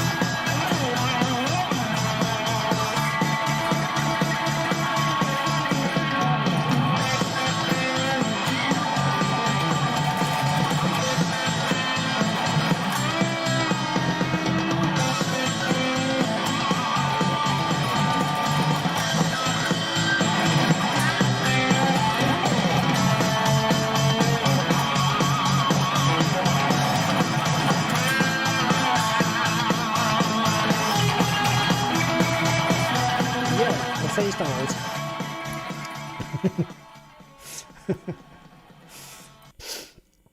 Yeah, it's one of me things, like, the instrumental. But I sing and play and write. I've got a band called Number One on a Dog. I don't even if you've not seen it. Like, it's weird. My channel, it's got like, there's different people. There's people just watch the beer reviews. Oh yeah, I'm learning guitar. There's so many places to play the same note. Yeah, I play keys as well. Loving the pinched harmonics. Yeah, man. Yeah, if you ever need any tips, man, on stuff, sounds and things like that, but I'll put it all on my channel, to be honest. I've done reviews for my band Cheap Instruments. I was in a band called Cheap Instruments, and I'm talking about real cheap instruments, you know what I mean? See, this guitar I'm playing here, this is a Yamaha I got out of a catalogue. If you know them heavy metal packs, you get like a guitar and a little amplifier, and it's not like an all black guitar, but it's really like 120 quid it was, you know, for the guitar and the little amplifier. And I put my own pickups in. I bought pickups for it and customised it. And honestly, it's an amazing guitar. For over £100, it's ridiculous, you know what I mean? You know, I'm really good at spotting bargains, you know, like really good stuff that's cheap, like. And effects and all that kind of stuff. But I do my own recordings. I wanted to do it like a declaration tonight. I'm actually officially... I use Cubase to record music at home, and I recently upgraded from Cubase Pro 9 to Cubase 11, which is the latest one, you know, Cubase Pro 11, and oh man, it's like another planet. It's so far out, you know what I mean? It's just not usual. I record really basically, like. But yeah, I've been playing the guitar since I was 16. Yeah, I do actually do sort of little tutorials and things, like just little tips and stuff. Like, yeah, like I say, if you go back on my channel, you see loads of what you call it? You go on you go there, my channel, videos.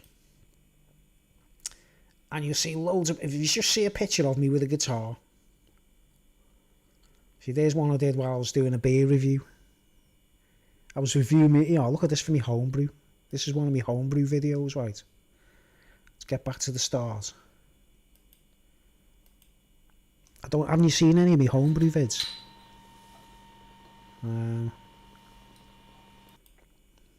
Yeah. Dark. That's the only word for it. It's the Belgian Dark. It's named after me dog, Duke the Nuke. Duke the Nuke. Come on, Duke. Come to Daddy. Come on. Come to Daddy, Duke. Come on, Duke. Come to Daddy. Let's go.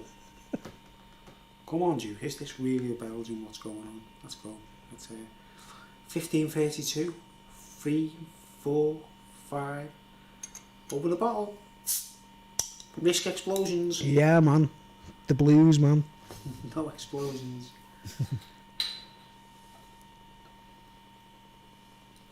Don't know what that noise is like, but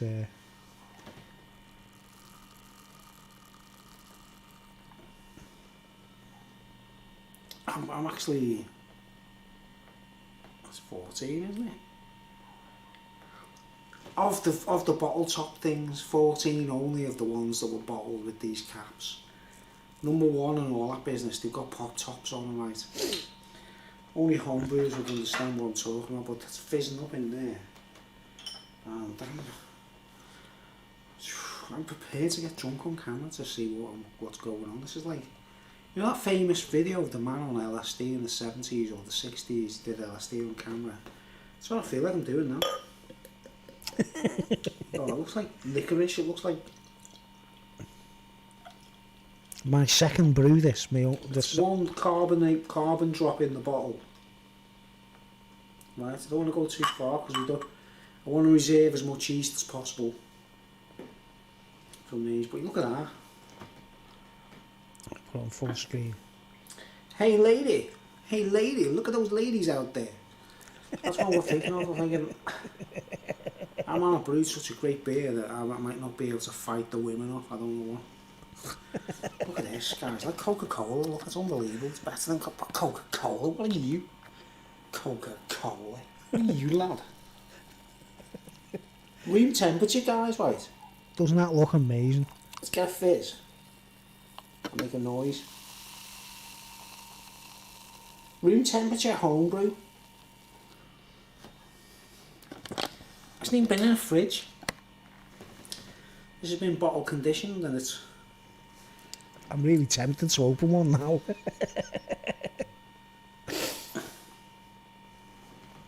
It's hazy. It's dark brown, looks like mud. But you can see it's not. It's It's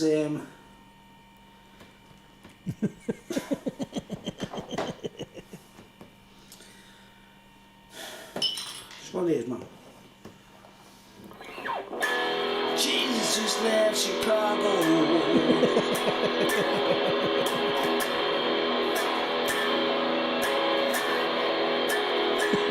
Muddy water turn to wine.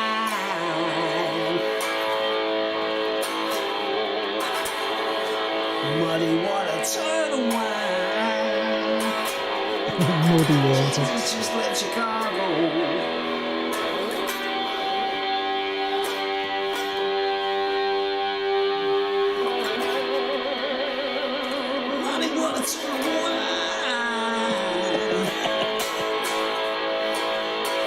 What a beer review.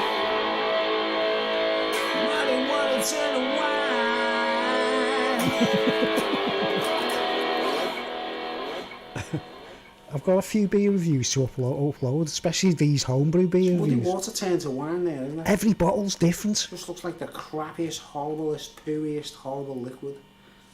And it's... it smells great. I can't believe we made this, man. It's not a kit, it's not a kit. Yeah, Hoffner Shorty, I've got two of them. Here's my other one, hold on. Oh, it's like...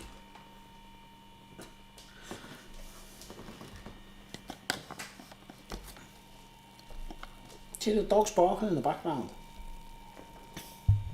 You hear dogs barking in the background? Oh. Fizz it up, man, fizz it up.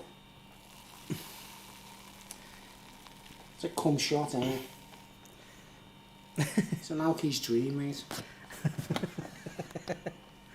I'll show you my Shorty in a minute, like. It's 15:36, 30 seconds. So we're talking about approaching 20 to 4 in the afternoon. I gotta be honest, guys, I'm high. I don't feel like I'm drinking beer, I feel like I'm drinking wine. What's the smell? Couldn't even think. Up Heliar. Gulping it like a proper alky, man. Like a wino. There's bits of licorice.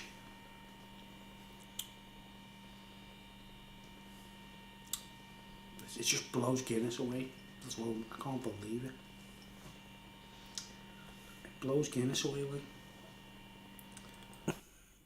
Yeah, that's so you see, like, there's loads of reviews of my homebrew, which is interesting and that. If people are interested enough and are doing enough bottles, I'll send them out, you know, for people to try, like. Alright, let's just get the picture big. Yeah, I'll show you me, I've got two Hoffner Shorties. For busking, basically, for street entertainment. I don't know if you've seen any of the videos. There's quite a few videos of me playing in the, you know, in the park. But there it is, look, it's a red. This is the Liverpool. To celebrate, I vandalised it. It's the deluxe version with 2 pickups. Right, the one on the video you was using there, I'll go back to it in a minute, like, is a single pickup. But I bought this one recently. Well, it's the latest one, you see. I've put the Liverpool badge on it. You know, it's to commemorate. I got a red one, you know, I'm not really into red guitars, but it's called, the nickname's the Liverpool Lady. I hope to play this in Liverpool one day and get it recorded and post it on YouTube. In the street in Liverpool, you know what I mean? I'm trying to pluck up the courage, like, to play some songs in Liverpool. Probably get pissed first, like. but it's red. And I've nicknamed it the Liverpool Lady. You know, the football team Liverpool Ladies. They're quite good to watch, actually, as most of the ladies' teams are these days. But brilliant guitar for the money. Really light, really portable. And it sounds incredible. That's the main thing. Plays great, sounds great. And the one I'm using there is me the first one I bought, which is the black one. You know, with a I've customised the pickup on it. I've left the pickups normal on the red one, but this one is this guitar's let's just get back to the review. Yeah, I've customised it with a like a nice pickup on it, and oh man, it's great to play, you know. And it's bits of licorice, just the... I'll just do the beer review. I think every single bottle's going to be different, that's what I'm thinking, like. It's true, What bottle will you get if you're watching out there and you want one of these bottles? Put a comment in the comment section below, right, if you really, really, really want one of these bottles. And I'll post it to you anywhere in the world, alright? Yeah. If 100 odd people put comments, I can't do those. I think the best guitar out of the box you can buy, if you just want to buy one great guitar and you've got the money to spare and you don't mind, you know what I mean? Gibson Les Paul any day, right? I've never had one myself, I've never owned one, I've never really needed one, you see, because I sort of customised. I've had a Fender Strat which I customised, which was brilliant, but I got rid of that eventually. I've only tried a Gibson Les Paul twice, I think, in my life, or 3 times, you know, played someone else's, and it just blew my mind, you know, the action and all that stuff, like, but I wouldn't buy a Les Paul custom or a Les Paul, like, standard. I'd get a Les Paul Studio, which has got less frills on it, you know, like, there's no binding on it, and there's no, the dots, you know, the inlays are dots, they cut corners, so you get them for about 800 quid, brand new. I like having brand new guitars, you know what I mean? I don't like having second-hand ones, like, but it's like women, isn't it? You want brand new, you want one out the box, brand new, like, you know, like in a wedding dress kind of thing, like. I always wanted a white Gibson Les Paul, you know, I never ever got one, like, I don't know why, like, I never got round to it, like, but, because I never got professional or didn't go out touring enough, and if I was touring and I was playing properly in a band, I'd definitely buy a Gibson, like, you know. Definitely the best guitars out of the box. You don't have to put anything on them, you don't have to put tremolos on them, pickups, whatever. The ultimate. But there's so many cheap guitars that are, you know, just as effective, like, you know, Gordon Smith is a company. White with gold hardware, exactly, that's exactly what I want. The white and gold Les Paul. I don't know why, I've never had a white guitar and I've always wanted one, like. But yeah, the Gibsons are definitely worth the money, but lately, you know, the recent years, people have been complaining that, you know, I don't know, there's all kinds of scams going on, but I wouldn't take it too seriously, you know what I mean? I think that most of them, the majority, 90% of Gibsons are going to be decent to play, you know what I mean? The Epiphones are good as well, aren't they? They look good. I've never tried one, you see, but oh, there's a number of guitars I'd buy, you know, like Epiphone SGs and things like that, but the main go-to guitar for me is a Gibson Les Paul, you know what I mean? If I was serious about playing, I'd get one, like. But I love these Hofner Shorties because they've got 24 frets, and I'm getting really attached to 24 frets, you know. Yeah. So yeah, drink this beer. New homebrew, Belgian, from raw Pilsner malts and Belgian candy sugar, and I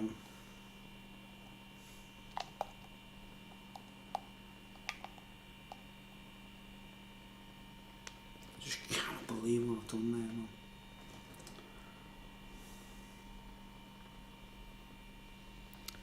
I'm actually shocked on it. That's actually nice. It's like wine. It is like wine. Get it down, you lad. It's as smooth as silk on the tongue. It's like velvet. It's like velvet. I thought you had to chill beers to really get this thing, man, but this stuff doesn't have to be chilled. This is like outrageously good. Outrageously good. My second homebrew. Oh, I've just done it again, just splashed out. But like I say, it's like a ceremony, isn't it? Like, and anyone's watching this thing, 3 videos about a homebrew. Come on, man. It's the trilogy, isn't it, right? You know, in this day, on 1539, on the 12th of July 2021, I feel like something's happened in the brewers world. I don't know. As a drinker, I can't believe it. I had a few bottles of that, man, right? I woke up the next morning, I had swollen ankles. Yeah, here's me other, this is me black shorty. This is me black shorty with just one pickup, but I customised the pickup. Let's see if I show it on camera. Well, there's a dog on it, like.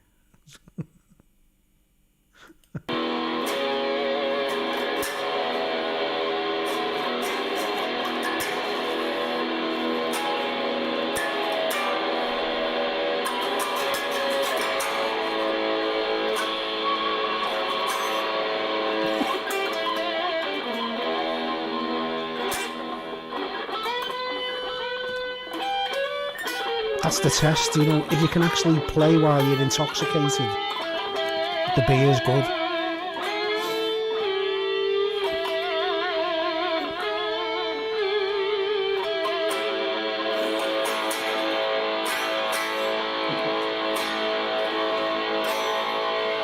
There we go, you see, you got a good pause there. By Duke the new beer!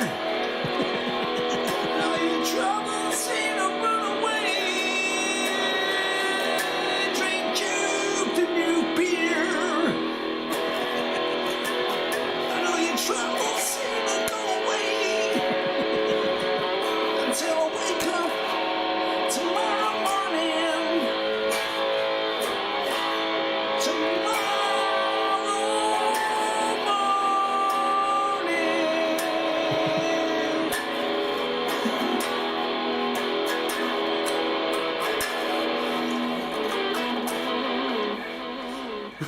Let's see if we can play a track while we're intoxicated. Right? Let's see. Go on.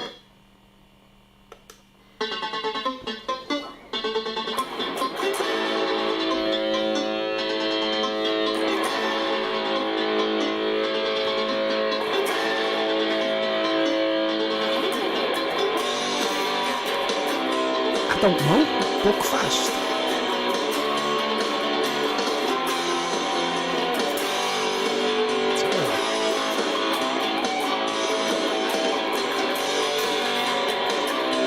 I haven't tried it.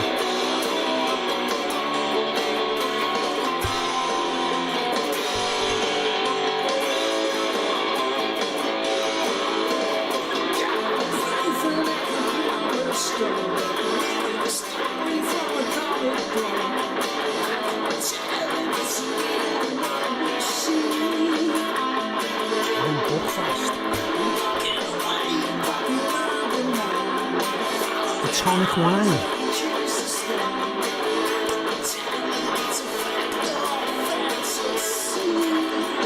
It's a tonic wine.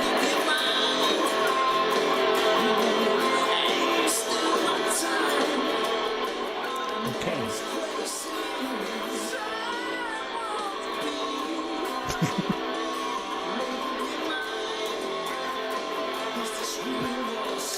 I'll just get the pause on the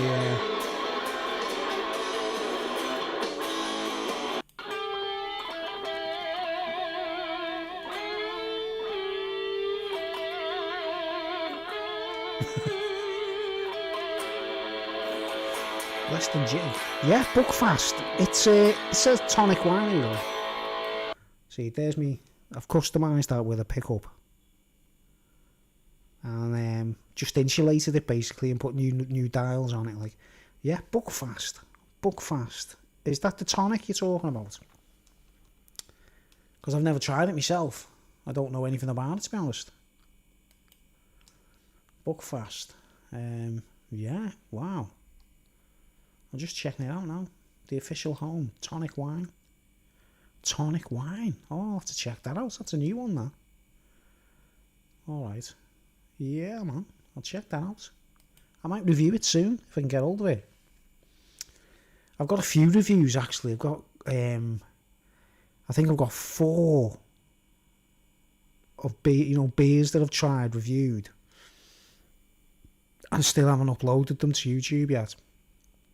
I don't know why. It's because they take an hour to upload, because they're high def.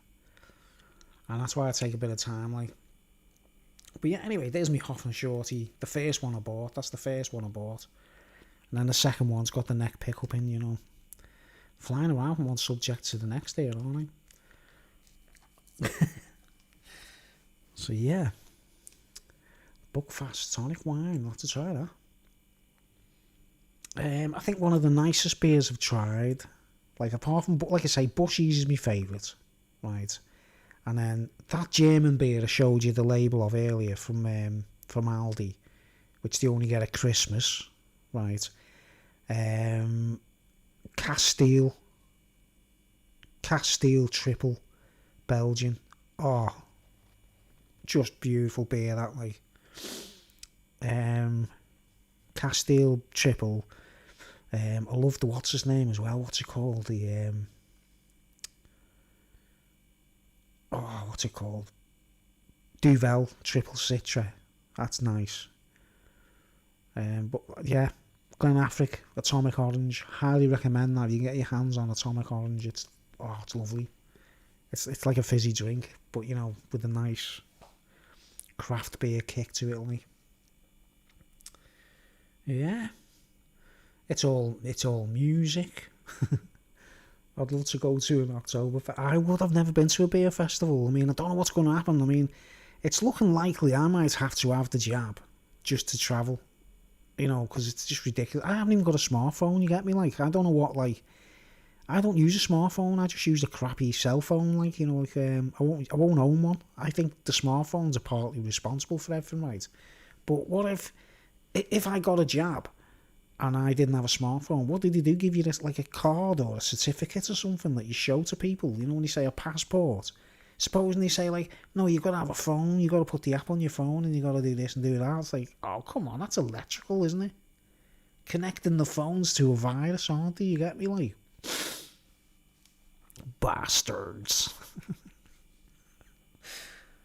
Bastards. How long have I been on so far? We've been on quite a while, haven't we?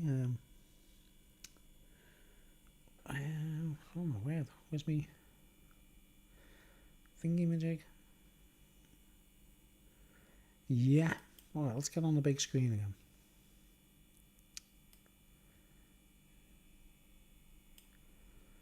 So, yeah. But if it ever goes to the Isle of Man, and I'll have to keep in touch with you, like, you just, I take it, have you subscribed to me? If you subscribe to me, I'll know. I remember Gavin who was into the beer reviews. Yeah, an Oktoberfest, I'd love it. Like, I mean, I wanted to go to Amsterdam more than anything with my guitar and my little amplifier and play. It's not to do with the scene and all that. Like, it's just that there's a lot of people there. You know what I mean? So you could probably make £1,000 a day or something, like. So, I do like a rock show in the street, you see. Basically, it's like a proper rock show. Yeah, I've subscribed. Brilliant, man. Brilliant. Right, so it's Gavin James, and I'll remember. Yeah, so if I can, at some point, I'll send you one of my beers, my home brews or whatever. So you can try it for yourself. You know what I mean? It's amazing. It's like something else. Just yards away from Glenafric, man. We're in competition. We're the big guns now in Birkenhead. We're the big guns. But if I can get over to the Isle of Man and bring home some bottles of Bushies, I'm gladly share them out. Send them to people because I want to see their opinions. You know what I mean? That's what I do. I don't know anyone with a van. Do you know what I mean? I don't even know anyone's got a van or a car or whatever that can go over there. That's how sad, what a sad hermit I am, like. I don't know anyone where I could just go over there in a van and we could bring a few crates back, you know what I mean? Because I don't hound my family or nothing like that, you know what I mean? I never bug me relatives and say, hey, you know, we'll try and do this and do that. You know, everyone's got their own things. Our family, we all live on our own, literally live on our own desert islands, like. But yeah, if I ever bring some bushies over, I'll send it to a few people, but best way to do it is just get over there, you know, just get on the island yourself, like, and oh man, the campsites are cheap as well, you know what I mean? I put loads of videos on my channel of all the places where I camp and stuff. I don't know what the titles are on that, like. Let me see, let's do some archives, like. Some archives. So there's videos of me in the Isle of Man, you see, doing the TT and that, like.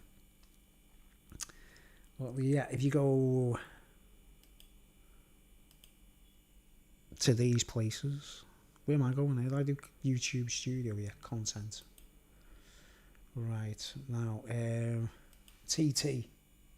Just type in the search bar, TT, and you see all kinds of clips. TT, let's type bushies.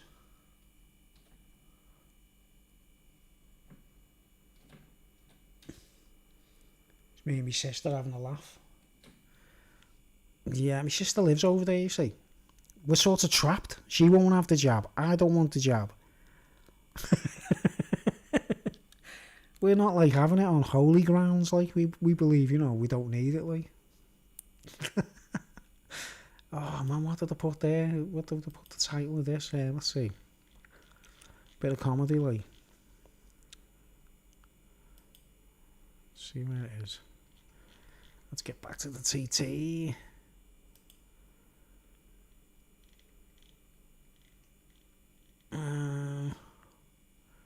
Not the most recent ones. The ones where I'm actually at the TT.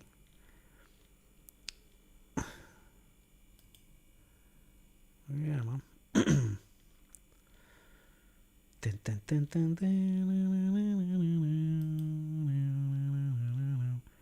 So yeah, so I'm sort of trapped. I can't travel. I can't go anywhere unless it's like, you know, legitimate where you're just going on buses and trains, that kind of thing. You know, unless I get the jab, I'm not going to say it's going to stop me getting any illnesses. I'm not going to say I don't really care about all of that. It's nothing to do with that. It's just that being able to have that freedom to do what you want, isn't it? And go abroad if you want, or can't go to the Isle of Man. Oh man, it's ridiculous. And here's my bushies clip. Should be a clip of the supermarket and going bonkers picking the bottles up.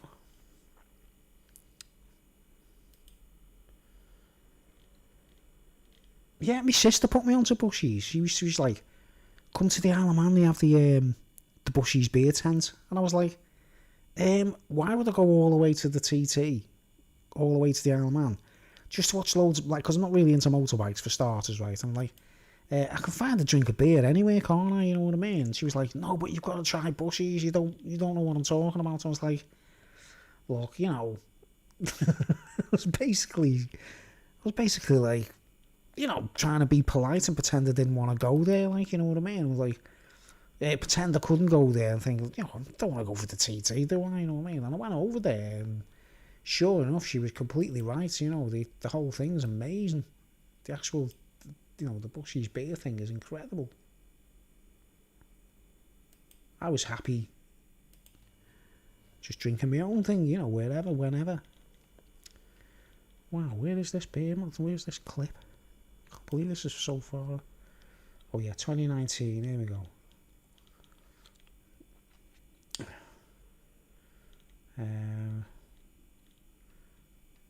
It's like I sort of get like a comfort blanket when I see these clips. Where's the one where I'm in the supermarket? Yeah, here we go. Look, 19 seconds.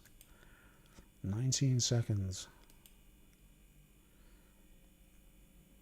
I'm in the supermarket on the island. I've just got there and that, like, I'm like...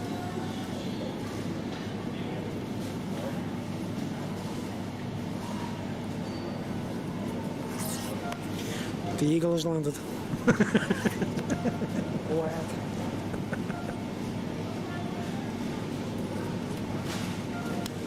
That's the way to do it. Just get to the supermarket called ShopRite. That's what it's called, ShopRite. Anyone, honestly, anyone, if you drink and you really do enjoy drinking, like, you know what I mean, you just love beer, there you go. Look, see, they stack it up for the TT in crates, like, but they have all the bottles on the shelf. £18 a crate. That's cheap, you know, for a really nice quality beer, like. But it is the feel good factor. I'm telling you, even it's worth the money for the ferry fare, for the stay, you know, you can camp there. You don't have to stay in a hotel. It's worth it. You can get a plane there as well. Remember, you can get a plane to the Isle of Man as well. Like, it's worth it just to drink loads of that beer. No, that's it. That's it.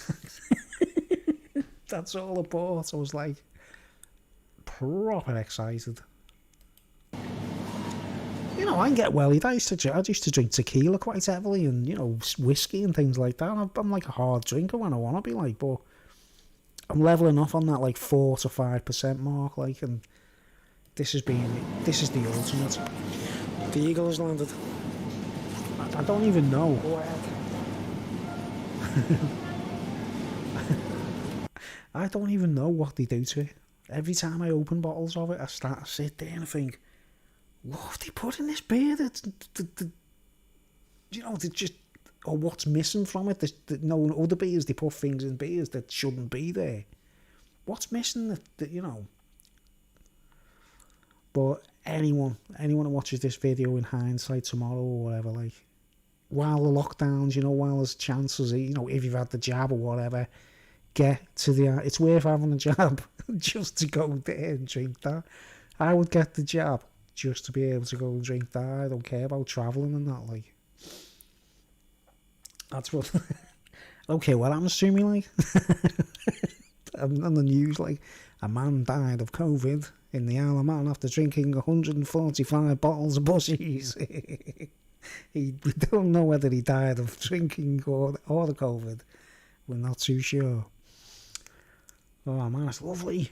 I don't know what to say. Like, it's like, it's put me off, like, doing a lot of things. I'm like, I've turned into a selfish drinker since I discovered that. Like a really selfish drinker. I don't really care. I could be on my own for a year or 2 years, not be bothered about meeting anyone. and just as long as I've got some of that. Done it all, me, man. You know, the beers, like, tried all of them. This is a mad clip. This is Dean Harrison, that he actually won. After this encounter, he won the senior race. I've never met... He's the first rider I ever met as well, you know what I mean? These are the Verbo holiday homes. Get off! Waiting for you to fill with your... Get off! Adverts. See, there's Dino there, like... Won the TT. That year, like... Some great footage. So far, this has been the last TT so far, you get me, like? So... Even if I can't make it to any more, like, I hope they carry on, like. Well, yeah, after I got his signature. After he signed that for me, I was joking. I went, I'll let him win the race now. And he won the seniors. He actually won it, like. And if you watch it on YouTube, the actual race between him and Hickman, oh, it was really close. It was really strange. Something strange happened to Hickman's bike, which made him lose the race. You know what I mean? What's my... I say, can you sign that?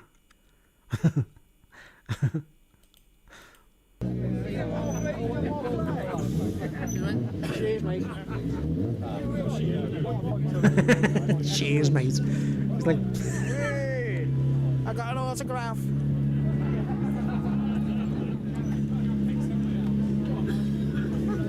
Go ahead.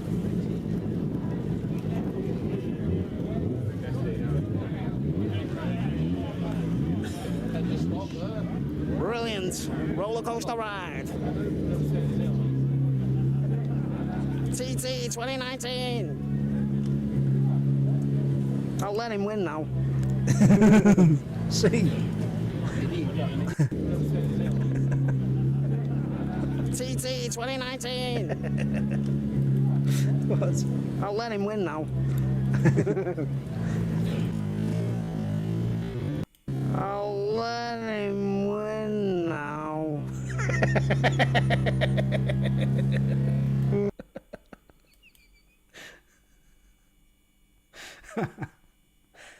Oh dear.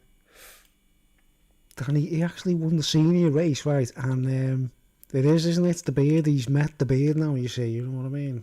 Once he met the beard, he'd never won the seniors before. He'd won races there. Like, he's a top rider. But he won the race. But it's like, I'm telling you straight, right? Hickman, the guy who was in the lead, was winning that race hands down. And he's like, he is probably the fastest rider, the lot. Like, his bike went faulty. He had a little problem. It slowed him down for a bit. He came second. He actually still finished the race second. But I think it's a bit of an eerie coincidence, that, isn't it? Like, it's like caught on film, like me saying, I'll let him win now.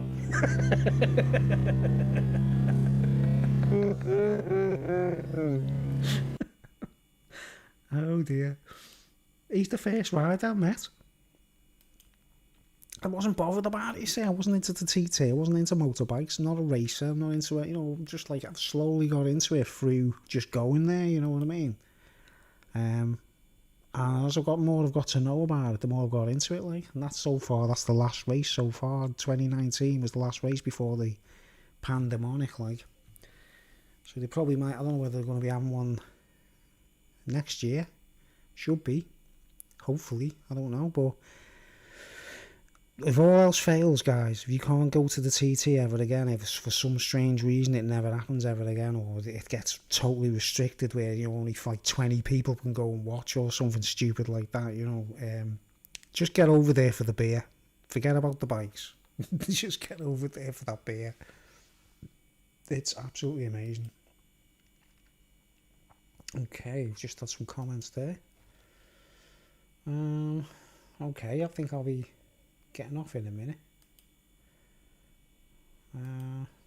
Yeah, my channel's full of loads of stuff, man.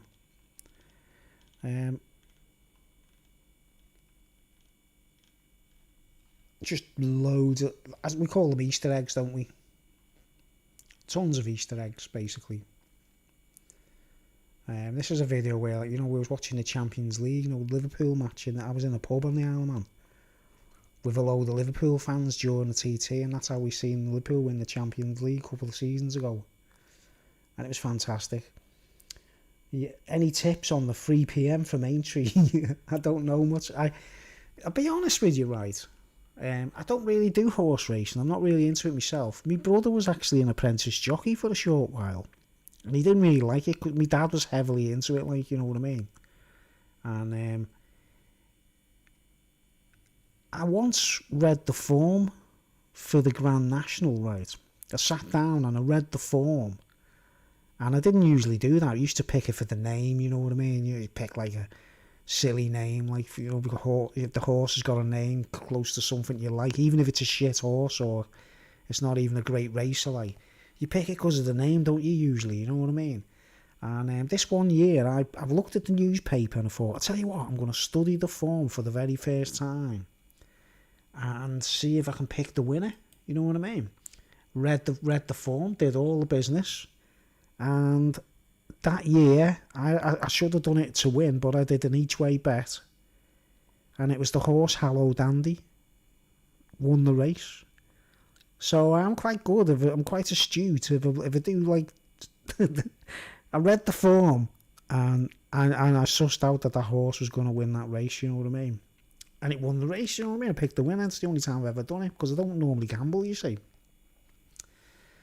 Wow, that said 444 before, now it says 443. That's a bit strange, isn't it?